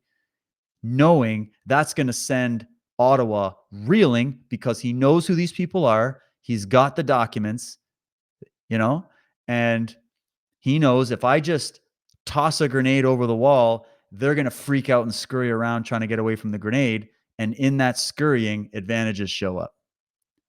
And so maybe he's trying to put Canadians on blast, going, guys, watch this.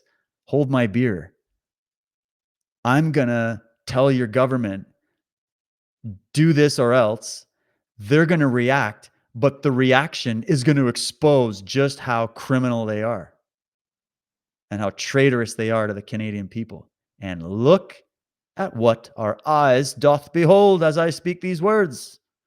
Jagmeet Singh, who was Mr.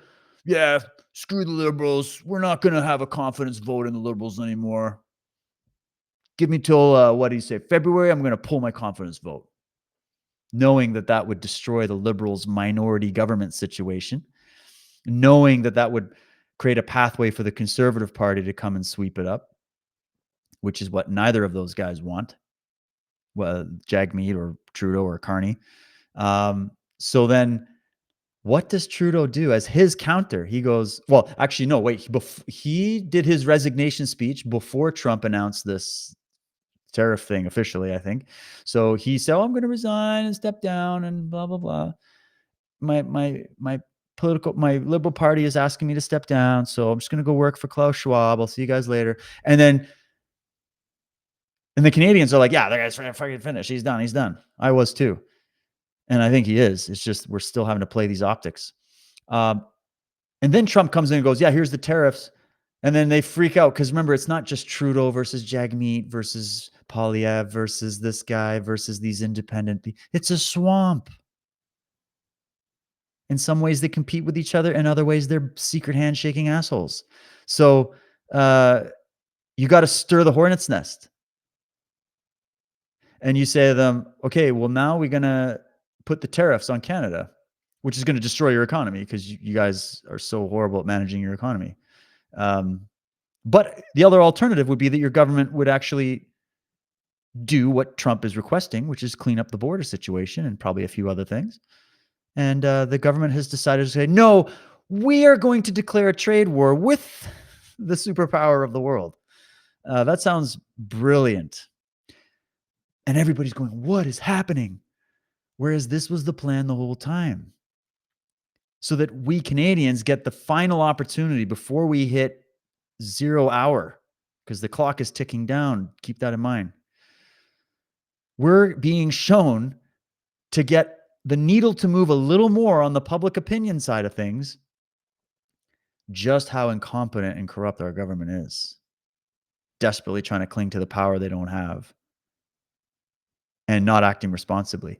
So this move by the Canadian establishment, the way they are treating these tariffs alone is waking up people as I speak. And I know it because my DMs and my private messages are loaded with people going, holy shit, you've been right.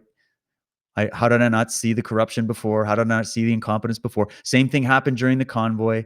And that was a while ago, and people have woken up since, right? So I think Canada's in a good position either way, whether we want to just reform our government and stay it alone, or whether we want to become a 51st state and gain all the many benefits of doing that.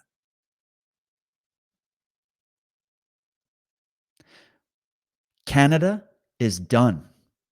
The Canada of old, the Canada you grew up with, the Canada that and it's the same in America. That world ended. When they said new normal, they weren't fucking around. The world ended. The world as you know it ended.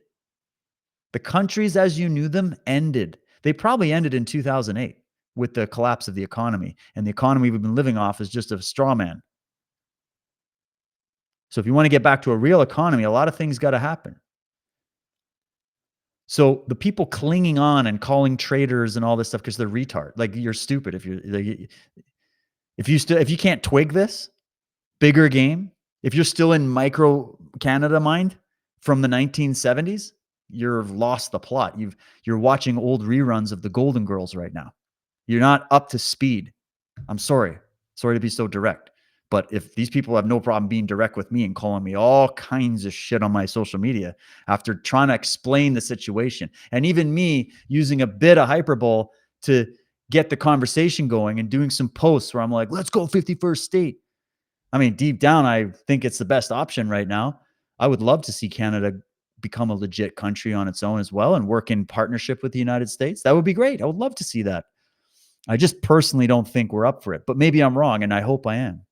But no reason to be calling me names when you see the intention. But all that does is expose who these people are, right? Most of them are bots or most of them are brainwashed. It's one of the two.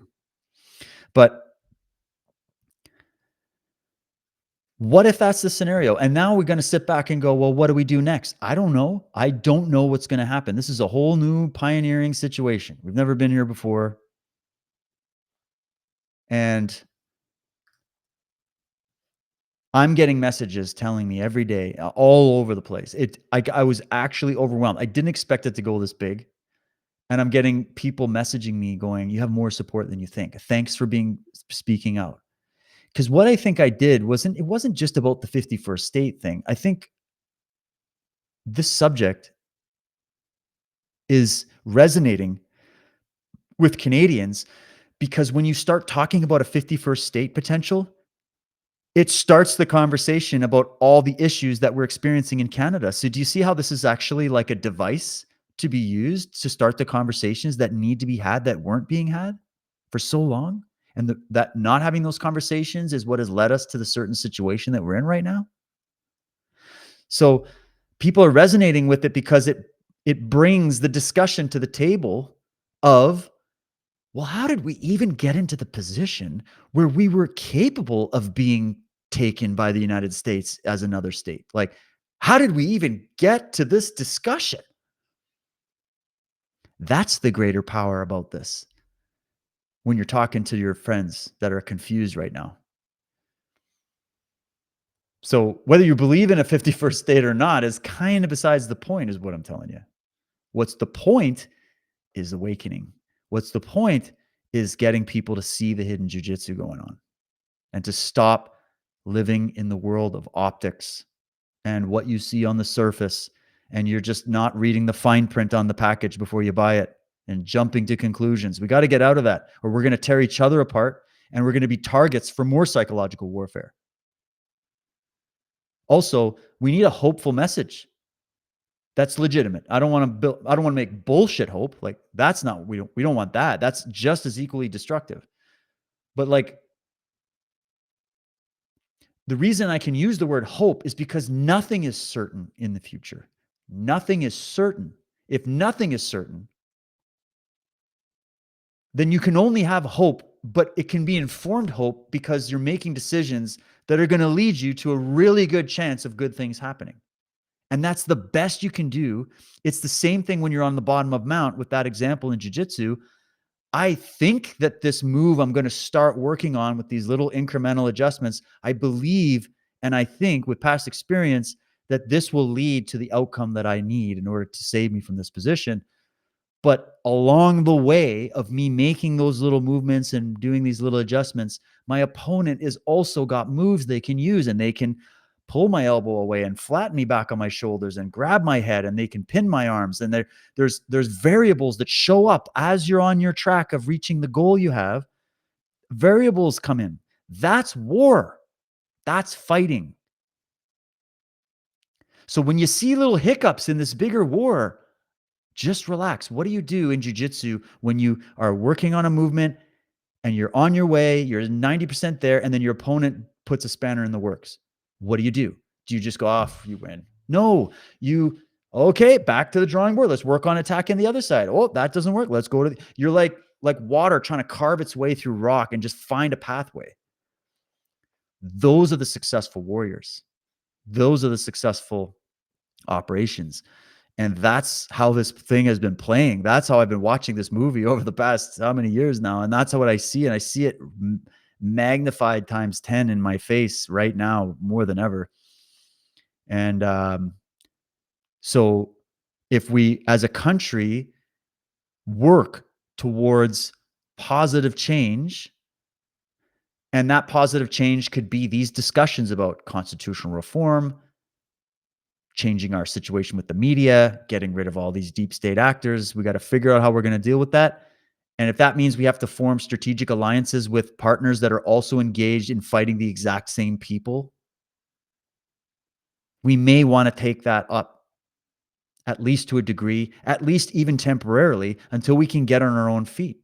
Sometimes you got to move in with your buddy when your wife breaks up with you until you get back up on your own feet, and then you can move out again and have your own apartment. Sometimes that's just what has to happen. You know? That's how I'm thinking about this. I got a good comment from someone named Norm Wright. He says, I think about everything you said in this video every single day. My father, and he's talking about the video I did in my truck where I was just kind of ranting about this. He said, my father, who served in France and Italy during World War II, would turn in his grave if he knew what has been done and allowed to happen in Canada. I want to fight as well, but find it difficult to know how. Please, please keep posting. Thanks a lot, Norm. From a legit warrior, that means a lot. My grandfathers fought in those wars too. They were Canadians. Well, sorry, one was British, the other one was Canadian. But I know how you feel. I want to fight back. I just don't know how. It's the most frustrating thing a grown-ass man with red blood in his veins can experience. And I'll bet you a lot of people listening right now feel that way sometimes. I want to fight back. I just don't know how to punch this enemy. Welcome to my struggle as well. The best solution I had was to start researching and doing podcasting and posting and trying to be creative and get conversations going and tearing it up on social media and talking to people and going. I did the protesting thing. I did the petition thing. I tried the sovereign thing. I tried so many things, but I'm not going to stop. And so that's why I'm at the point where, Norm, brother, I don't know if I have the final explanation for you as to what you as a Canadian wanting to save your country and save freedom should do. I don't know if we have the political will in this country to move the needle enough. I don't know if we've already been compromised and damaged beyond repair. I don't know that yet. Nobody knows it. So I can't give you anything tangible on the political front. I don't know if we just rally around the conservatives and get them in, that's going to drastically change things. I don't know for sure if going with the 51st state is the best idea. I just don't see any others. I'm giving the best that I can on the big subjects, but I ultimately don't have control over what's going to happen with that, and nobody listening does, and you don't. So we're both going to have to feel frustrated on that together and get through it together, okay? But what I can tell you, Norm, and anybody else listening, is that if you want to fight and you don't know how,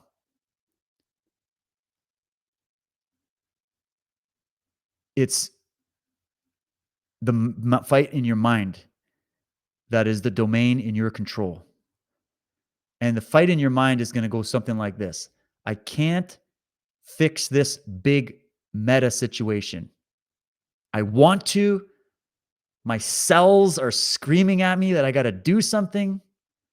And I hope that that also informs you about the things maybe you can do to participate on the bigger political level with this. Maybe there's something that your intuition is going to just prompt you to do that will make a difference. And I see this happening all over the place where people that were unexpected are waking up and getting active, and they're causing great waves and they're making big changes. And look at what some of these people have been able to accomplish. It's mind-boggling. But then there's so many people that aren't that, and that isn't what they're being called to do, and that's not how they're going to fight this fight. And so instead of sitting there being inactive and hopeless and feeling like a victim and just being sitting there going, I'm just going to wait to see what happens, you can work on that psychological domain in the sense of your mindset about how are you fighting this fight. That's the place I could give you some advice is I don't know how we're going to win the fight. I don't know what the final solution on the fight is. I don't know what your particular role in this fight's going to be. I only know what mine is. I've determined that for myself. But I can give some advice on the way you fight, the way you approach this.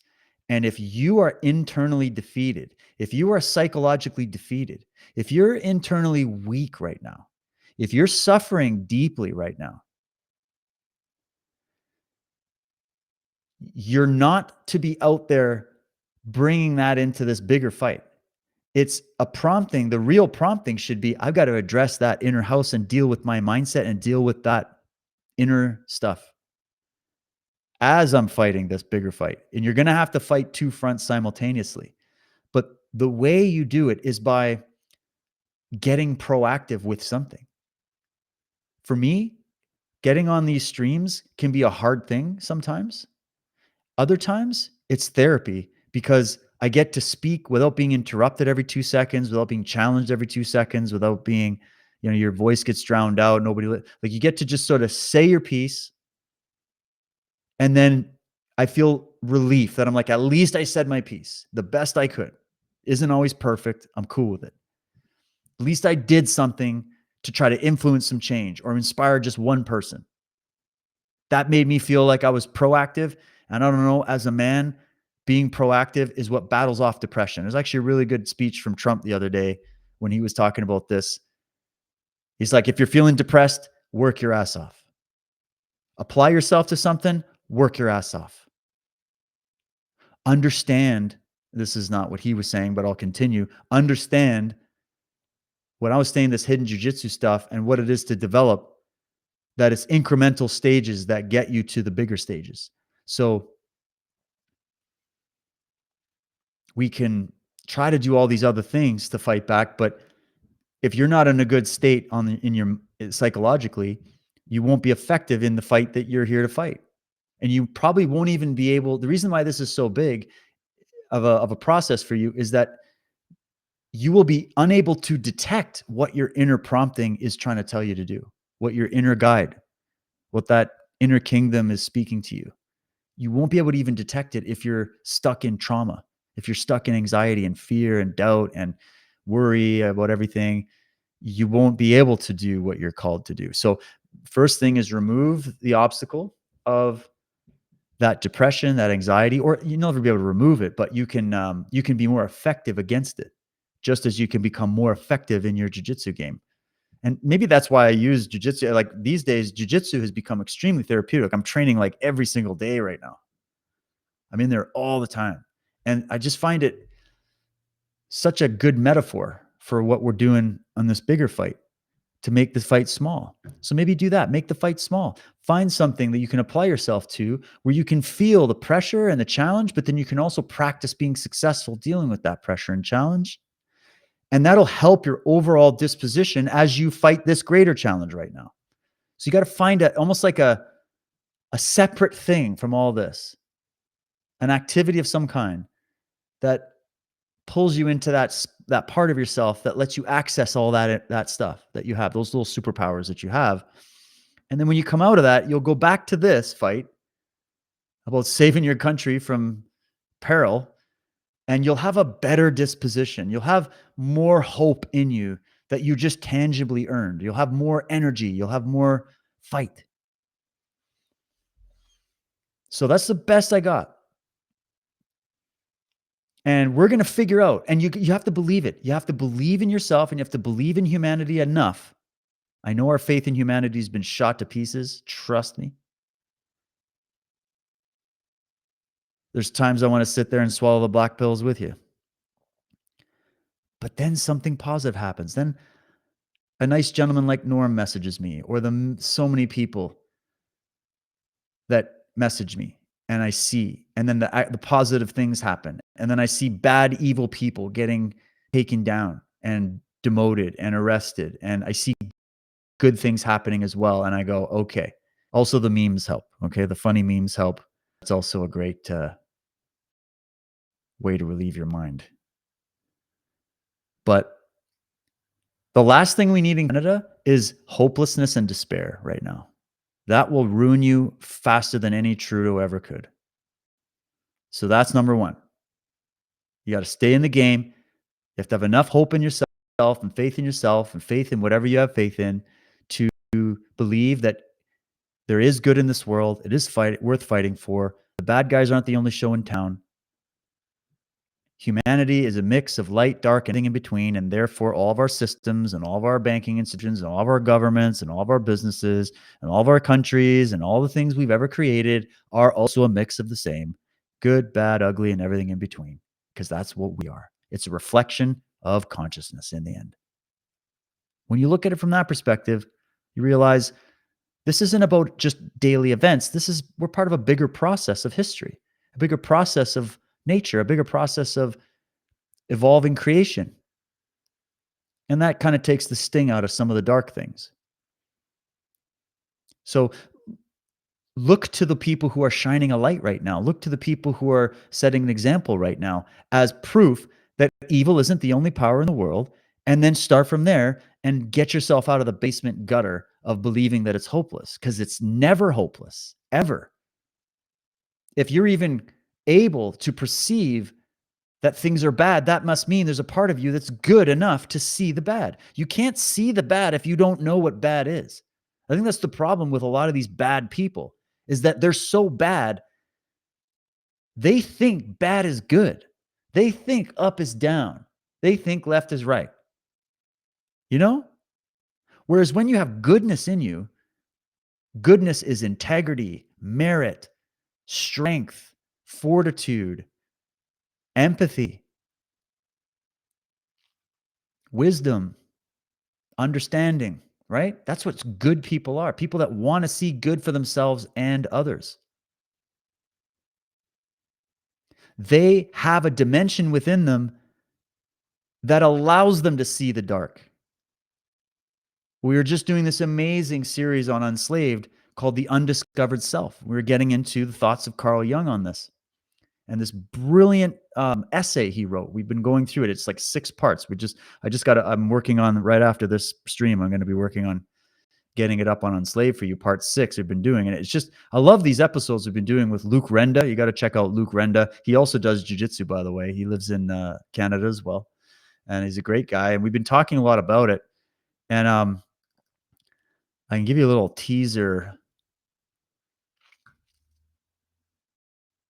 Let me see, of some of these quotes we've been going through in this series.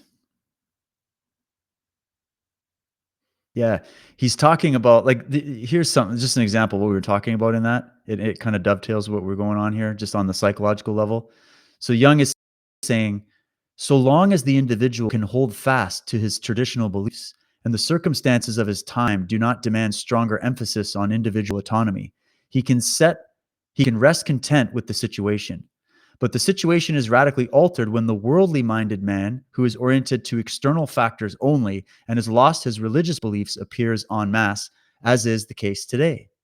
The believer, and he's just talking about in general, the belief in a higher force or power. He's not speaking in a traditional sense on that, but he's actually lamenting the loss of the spiritual dimension in our society, okay, in general. He's saying the believer is then forced onto the defense and must catechize himself on the foundations of his beliefs. He is no longer sustained by the tremendous suggestive power of the consensus hominum and is keenly aware of the weakening of the church and the precariousness of its dogmatic assumptions. To counter this, the church recommends more faith, as if this gift of grace depended on man's goodwill and pleasure.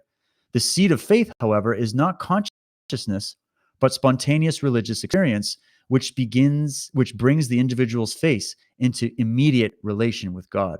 And what he's speaking about here is just, he's saying this is how the mind escapes trauma. Okay. So we all want to have a close relationship with God or creator or force or whatever you want to define it as. I'm good with however you want to do that. And then, like, so we all understand there's this divine presence and order in things, and we feel it in ourselves. We see it, right? We also recognize there's a dimension of evil there as well.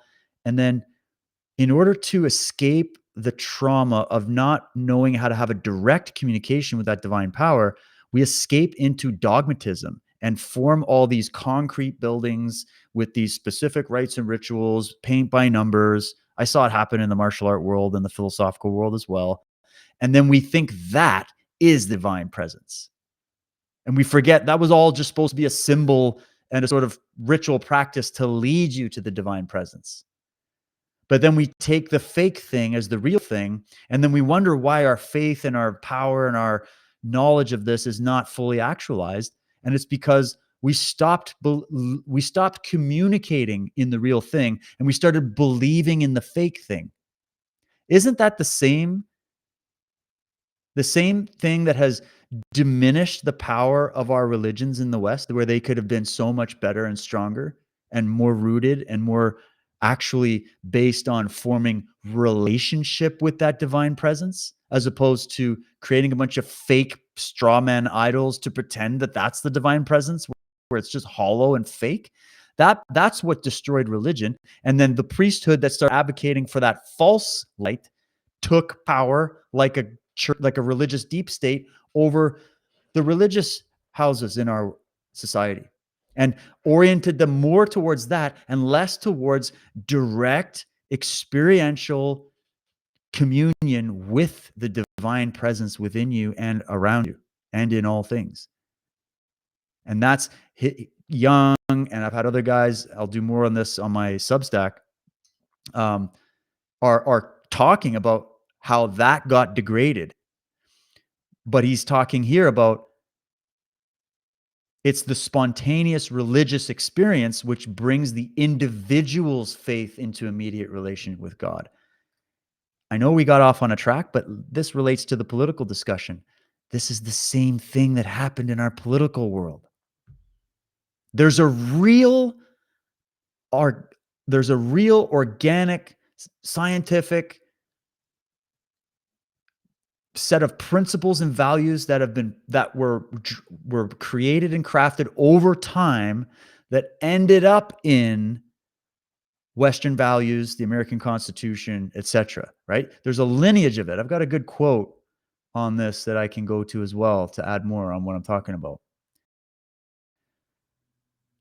And over time, we got so focused on the lights and the personalities and Trudeau's hair and what this person wears as their, external costume they present to the world, and the voting and this and that. And we stopped actually communicating and learning about the real way politics works, the real foundational principles and values from which all these things come from. And that's how the dark side was able to come in and manipulate everybody and make them think they were operating in a free system when they weren't. That's how they hoodwinked us, was by showing us the straw man version of everything and then making us believe there's only ever been a straw man. There's never been anything real, because then they put you in despair. And then you're a target for them to capture you. Instead of saying, no, they just created an illusory straw man version of everything, a fake little circus act like what we see in Parliament every day, to make you think that's your system. But it wasn't the intended system. That's something more real and tangible than you'd know it. It's built on ideas and values. That's where it originates. It originates within the minds of men, comes out into the expression of words and ideas, and then it eventually gets tangible and becomes constitutional documents, the way we set up our legal systems, the way we build our societies and our countries. There's a lineage, there's a history to it. And we forget about that, and they've got us looking at the shiny objects. So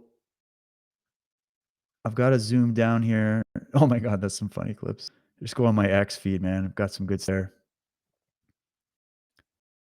I gotta just find this one. Bear with me. Oh, and then I have a guy I want to introduce you guys to. He'll play a little video in a minute.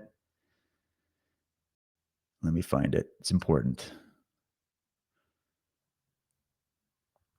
Man, I retweeted a lot. Okay, come on. Where is it? Where is it? Busy day yesterday. We'll get there, guys. Hold on. I think this stuff is so important. That's why I love the work I've been able to do here, which is to try to bring people back to the original ideas that built everything. If you go back to the roots, things will make a lot more sense. Maybe I can find it here. I don't know why I'm not finding this. Okay, I know where to find it. My apologies. I thought I could find this faster. Here. Okay. Dun, dun, dun.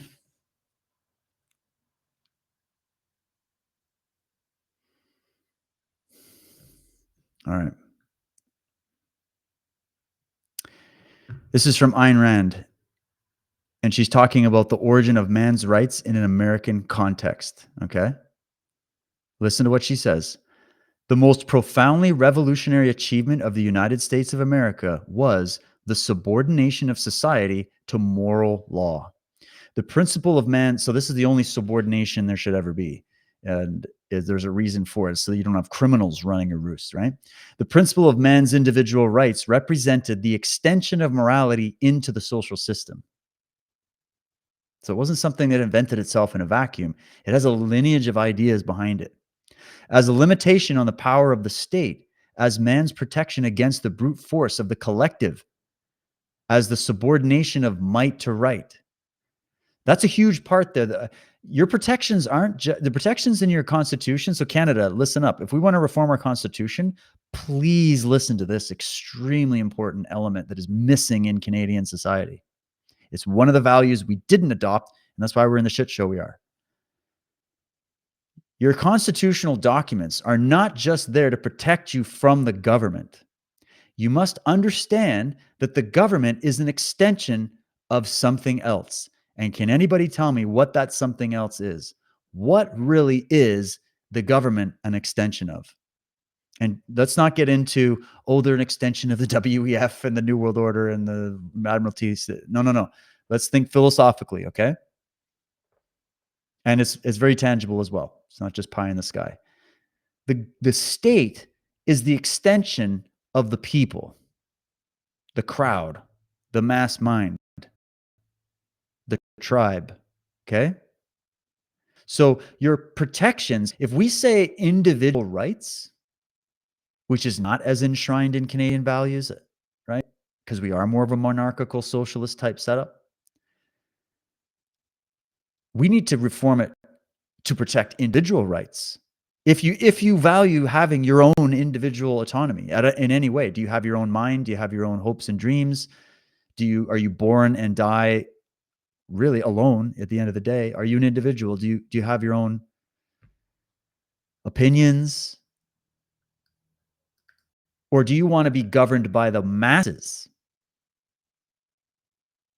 So if you don't build a constitution that protects you both of the whims of government and the power of the masses to be a torch-bearing mob to show up at your door and drag you out of your home and hang you on the nearest tree in your backyard for an infraction they just made up 5 minutes ago because they like you, is that freedom? It is not. So if you're exposed to the mass mind in your legal framework, you will become, in a short order, a tyrannical, unfree society. If you build protections of the brute force of the collective against the brute force of the collective, as well as the state, because you realize the state is the extension of the will of that brute force collective, then you can start having serious discussions about becoming a serious sovereign nation. You can't be a serious sovereign nation unless your framework is built off creating seriously sovereign individuals within that nation. And then the rule is your sovereignty cannot infringe upon another's sovereignty. And that's why you must have a rule of law in your country. You cannot just have an anarchy state. I'm sorry. You want anarchy, you can go live in Haiti with the rest of the anarchists and be ruled by warlords, because in that system, might makes right. In this idea, in this original framework, doesn't mean it's the way America practiced its business all times and places. Clearly, that's not it. But in the framework, the way it's supposed to be, this is the difference.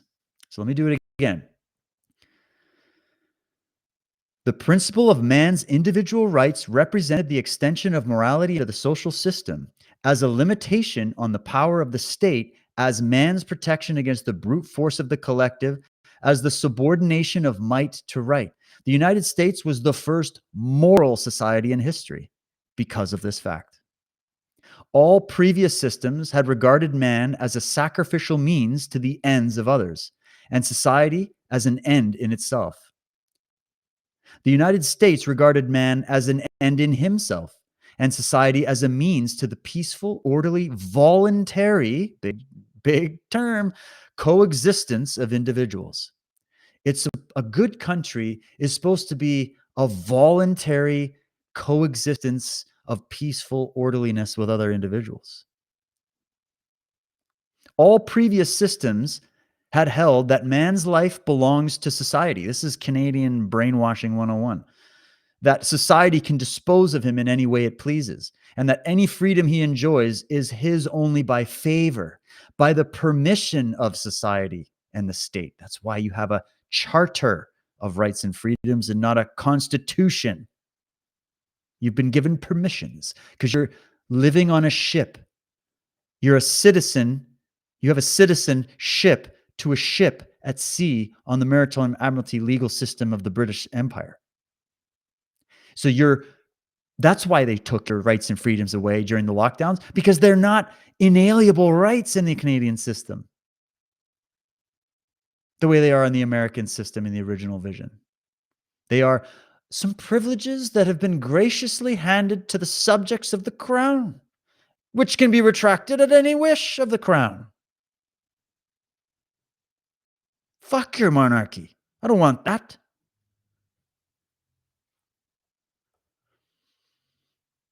I've learned a lot since 2020.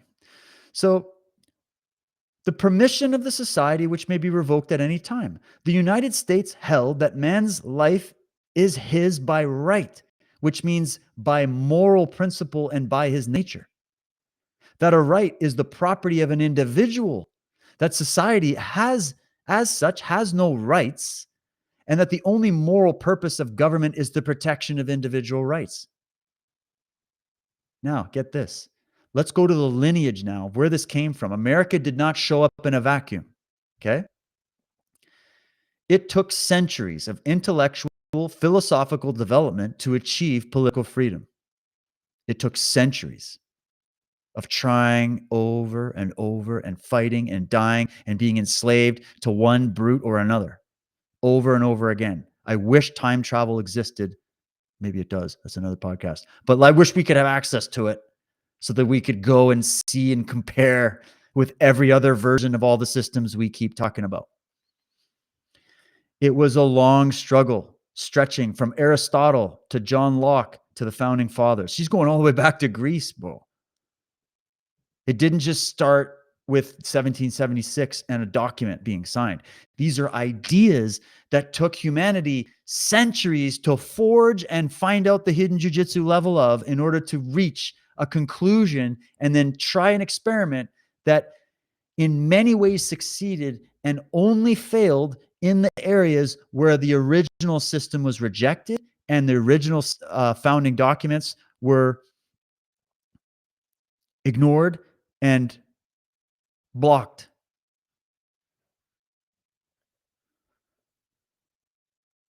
So the system they established was not based on unlimited majority rule. Socialists listening in, you are not the popular show in town.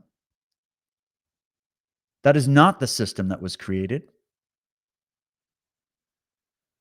The system that the Democrats, the current Democrats, have tried to sell America is not the constitutional framework system that was dreamt of by the founding fathers of America that have a lineage going all the way back to ancient Greek philosophers and beyond. But it's opposite. On individual rights, which were not to be alienated by majority vote or minority plotting. It wasn't based on that. Canada, do you want a definition of the way our system is being run? It's being run on a bunch of minority plotting and all these group rights. That's why you've got so many splintered political parties fighting for the ring of power and tearing the country apart and putting us in debt as a result. Because they're not following, it's not about, oh, I'm not American, bruh. It's, we're going all the way back to philosophical framework that built the entire civilization of the West for you to even be able to utter the words individual. I'm an individual. I have my own mind and my own opinions. If you even say that one time, you're already talking in the lineage of the philosophers that built the idea of freedom as a political option. And Canada has not been running itself on those principles. It's been running itself on collectivistic principles, which lead to ruin every single time. And here we frickin' are. What other proof do you need? The individual was not left at the mercy of his neighbors or his leaders. The constitutional system of checks and balances was scientifically devised to protect him from both. This was the great American achievement. And if concern for the actual welfare of other nations were our present leaders' motive, this is what we should have been teaching the world about. And she was talking in her time. She probably would have been happy to see someone like Trump, who was a big fan of Atlas Shrugged, by the way, just saying. Oh yeah, she's got another. Yeah. America's founding ideal was the principle of individual rights, nothing more and nothing less. So if you really want to boil it down, when all these Canadians are coming at you right now, who are still waking up from the fog, and they're going, where do you want to go and be America? Just move there, bruh. Here's a U-Haul number and all this catty shit. All you got to say is, look, this isn't about a physical location. Just let's use our brains for a minute here. This is about an ideal. Do you know what an ideal is? An idea, right? You know, in Gladiator, when he's like, there was an idea that was Rome. You could only whisper it. You could only mention it. Marcus Aurelius, right? And then Rome turned into a cesspit of corruption. The same thing happened to America. Because everywhere humans are, there we are. And we're going to, no matter what we build, it's going to become corrupt. But if you wanted the best shot at the best amount of freedom and the best amount of prosperity and the best amount of hope, and something that would lead to less war and division in our world, you would want to go with something that's built off protecting the rights of the individual. Any ideology that is poo-pooing that is an elitist ideology that comes from the top high table, filtered down through the dead brain matter of their ideological descendants, and then espoused through the propaganda ministry to brainwash your children into slavery, into selling away their individuality, and hence their freedom as a being. Doesn't matter where you live in the world. These ideas could be practiced in Venezuela right now, could be practiced in Cuba, could be practiced in North Korea, could be practiced in Mexico, could be practiced in Saudi Arabia and Iran. These are ideals. You just have to build it into law that the government's job is only and only to defend those ideals. That is it. You defend the borders and you defend individual rights. That's it. So when you see Trump going in there and saying, "Yeah, guys, that's what we're going to do. We're going to cut these government things down. We're going to have a public Doge program where everything's out in the open. We're going to have a declassification machine in place. We're going to protect our borders. We're going to get out of these wars. We're going to start charging countries to do business with us the way normal business people would charge. You don't let anybody just walk into your business and take whatever the fuck they want, because then you're training them that that's okay. And then they become freeloaders and then they diminish as individuals and then they can't be productive. So it's just not going to work. So you want a bunch of leeches leeching off of you and your labor and your work and your enterprise, or do you want to benefit from it and do good trade and inspire other nations to do the same thing, which will elevate them? And then now we can have trade as opposed to war and tyranny. We can have trade, exchanging value for value. We can do good, legal, lawful business with each other as nations and make sure everybody's winning and make sure everything's on the up and up and make sure right down to the individual, their rights are protected. Has nothing to do with whether you live in the great state of Texas or something, or whether you live in the great province of Alberta or BC or wherever. That's surface level white belt shit. You want hidden jujitsu? You got to study the ideals and the founding principles and go from there. And then ask yourself, what kind of principles and ideals do I want my life run by? And do I want my children run by? And what kind of power do I want the government to have over me when it comes to whether or not I get to have that freedom? So America's founding ideal, which is the ideal I admire. So yes to the people going, your rhetoric sounds awfully American. Fucking right it does. But it's not about the landmass, as beautiful as America is. It's about the ideas, because it's about freedom, bruh. Nothing more and nothing less. The rest, everything that America achieved, everything she became, everything noble and just and heroic and great and unprecedented in human history was the logical consequence of fidelity to that one principle of individual rights. That's why it was successful. That's why it was the most wealthy country in the world. That's why it has the big military that it does. That's why everybody's pouring into that country and climbing over the freaking barbed wire to get in there and risking their lives to get in there, even when it's at its lowest point.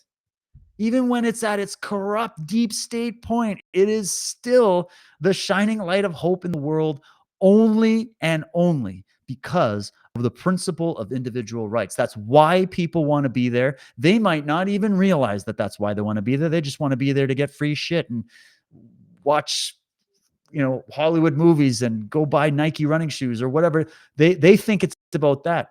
Even Americans need to be reminded that this is where their country really came from. And this is where it should go back to and become improved upon this principle. And remember that any country, including Canada, we could do this right now. We could go, all right, we all want to do this. Let's make a country based on these principles. And we just need to build a military in a very quick amount of time that can defend us while we build it. Or we got to be real nice to the Americans. They'll protect us while we build our shit. I don't know. But either way, it's the principles that are the base here and what I admire. I don't admire the America that people are trained in Canada to hate. That was really just America led by the deep state. That was not an example of those principles. Because every time they bring up, oh, what about the Americans? They went and invaded the Middle East and tore it up. And now we got all these terrorist cells and look what they did. And they're just so, blah, blah, blah. And they go off on all these things. Like, yeah, but that wasn't America run by these founding ideals. That was America astray. That was the straw man America being run by the globalists. So you can't judge that as the ultimate thing. Well, the whole reason I'm excited about this Trump presidency is because it's the closest I've seen in my lifetime to America getting back to those founding principles, the closest I've seen it. And these founding principles, just so you know, are an absolute death nail to tyranny. The principles are. So when you got people up there advocating for these principles and they're getting shot in every direction by the squealing deep state people, you wonder why I'm thinking Trump is a threat to these people for a reason, because they know if he installs these principles again, they're all fucked. The criminal mafia business in America is done. Not just because of Trump, man, and he's the savior going to save everybody. It's the ideas that are going to save everybody. It's ideas put into practice that are going to save everybody. Not a man, but a man can have the power to enshrine those ideas and put them into effect and have the law and the military and the power of America enforce that. That's the hope. So stop coming at me with this, oh, Dave, how could you be so brainwashed as to erect Donald Trump as your Lord and Savior? That is not, you're off your rocker. You've never been listening to a word I said this whole time if you think that. Let's get through. I'm not even through the quote. We're not even done this. Everything America achieved, everything she became, everything noble and just, heroic and great, unprecedented in human history was the logical consequence of fidelity to that principle of individual rights. The first consequence was the principle of political freedom, i.e., an individual's freedom from physical compulsion, coercion, or interference by the government. So, Canada, if we're going to stay our own thing and we want to redraft our constitution, my suggestion is it's written based off this one principle as number one. Number one. Number one, individual rights. Number two, individual freedom from physical compulsion, coercion, or interference by the government, as well as your neighbor and the little torch-bearing Karen mob that's going to come and tell you what you got to do. They can go do, they can get the hell out of here, right? The next, she says, was economic implementation of political freedom, the system of free market capitalism. Now, a bunch of people just lost their shit. All the commies have been brainwashed with Marxism. Oh my God, you're advocating for it. Now we got to talk about this. The capitalism that you've been taught about by your Marxist college professors and your fake news media that are loaded with people that do not adhere to the principles of individual freedom have taught you that the basics of capitalism is they give you David Rockefeller, monopoly man, Lord Amschel Rothschild, and these robber barons that just come in and they're just taking over and they're a bunch of greedy assholes and they're just blah, blah, blah. That's the image of the capitalist. The caricature drawn by the little envious little man syndrome person who has no idea what they're talking about. The situation gets complex because there's this thing called crony capitalism, which Klaus Schwab now calls stakeholder capitalism, which ain't capitalism. Okay, just that's important. What Ayn Rand, and then they put Ayn Rand in there and like, ooh, she was so horrible. Look, she was advocating it from a philosophical ideal first. Remember that. All capitalism is in the free market version of it is individual freedom from physical compulsion and coercion and interference from the government. It's the first time in history we were able to trade value for value based off merit between citizens and people in the country. It was the first time we got to that level was with this kind of system. Now, this kind of system immediately got corrupted very quickly, not because of the principle that founded it, but because of the removal of the principle as the foundation of it that led it astray. And that's a huge distinction to make. So the kind of capitalism that Rand is talking about and that I'm talking about is basically the philosophical concept of individual rights applied to our commerce with each other, our trade with each other. That's what it is. That's the system Trump is trying to build. That's what I see. We're not there yet by a long shot, but that's the goal. That you can do trade with each other without having to constantly deal with the frickin' CRA. If he's talking about abolishing the federal income tax and replacing it with tariffs, which means he's going to force countries to actually do business with America, value for value, he's talking about enshrining this version into the economic system. Do you realize how massive that is? Canada and all the conservatives and all their men will never come in and install that. Because guess why? They are terrified that there's more players on the board. The real socialist capitalists, the silver spoon motherfuckers, the drinking champagne and golden toilet seat motherfuckers that weren't able to earn by merit, which is what real capitalism requires of you, this version of it. They didn't earn their shit by merit. They were robbers and looters and leechers and thieves. Look at all your Democrats and rhinos in Canada, the same thing. They're all getting millions of dollars. How does Nancy Pelosi have multi-millions? How does Barack Obama have multi-millions? How does Justin Trudeau have multi-millions? Do you think these people were engaging in capitalism the way it's defined here? These people are Marxists up the gazoo. Bernie Sanders, Mr. Socialist Extraordinaire, equality for everybody, Green New fucking Deal, man. In there taking millions from Pfizer? You think he's a capitalist?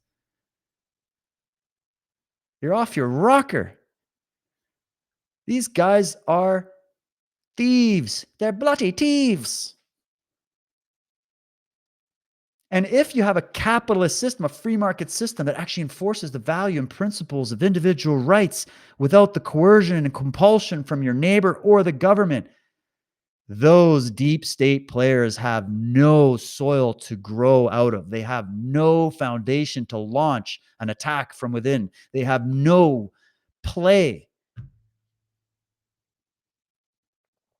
The mechanism has been taken away.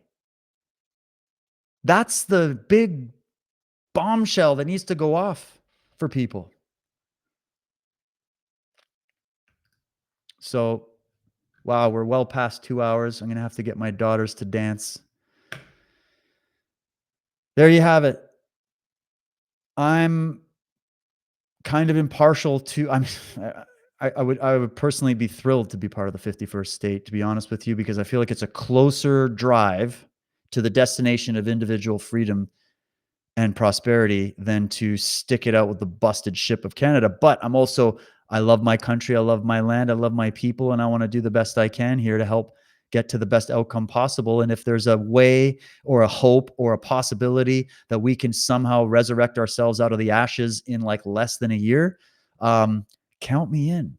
But at the same time, if we are sitting there and getting deals put on the table and we are able to take all the situations happening all into context at the same time, and we understand the destination is to get to freedom and prosperity, and we understand that there's a lineage of ideas and founding principles that have already been defined by sussing this out through history, and that we don't have to really reinvent the wheel here, and that we just need to know how to get to that destination, then we should be looking for what is the best way to achieve that, because the alternative is you will own nothing and you will be miserable under the global technocracy that is being erected, the global anti-individual, anti-human, extinctionist protocol cult ideology. And I don't want to be a part of that. And it seems like Canada's not awake to the bigger picture. And so all I can do is help them to the best that I can to read these great geniuses and go and look at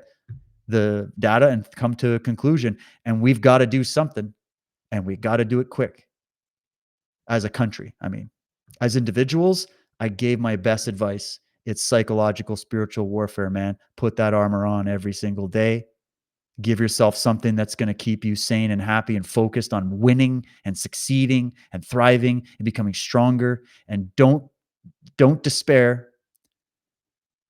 Don't despair in this time. This is not the time just to be despairing. This is the time to stand and fight back. And I'm talking in every way you can. And I'm not talking about physical violence because we don't need to operate like that. That's how the bad guys work. Unless, of course, it gets to no other point, but that's a different discussion. We're not there yet. We got to win this battle from the inside out. It's a battle of ideas, good ideas versus bad ideas. And so it's up to us to know what are the good ideas and what are the bad ideas. And we've got plenty of case study to study throughout history. I just did a case study of that in my Cults of Death and Power series. Part 4 was just released. It's over on my Substack. Please support me there. Couple bucks a month. Hours and hours and hours of research. It's not just me talking, it's research. It's going and reading the books, chapter and verse, bringing it to you over and over again on these issues and getting into these amazing subjects. And at the very least, help me share these videos out so that I can get this out more and just keep working in your own capacity to bring the change you want to see in the world to fruition. And that's the best we can do. And it will be enough. And look what we've accomplished so far. Look what you've accomplished so far. Look where you are now versus where you were before 2020. You are stronger. You're more capable. You're more alert. You're more aware. You're probably also a little more traumatized and a little bit, riddled with bullet scars, but you're an assassin now. You're a warrior. You're a black belt level. You've got hidden jujitsu knowledge that the average person that didn't survive that won't have. And they're going to need your counsel. They're going to need you. So be that champion, be that warrior, be that leader in your community. Work with the children in your community and fight back against these evil ones with everything you've got. The truth will win in the end. The best ideas will win in the end. And all we can do is work on our own individual capacities to make it so. So let's make it so. And may freedom reign. Have a good one, guys. We'll talk soon. Cheers.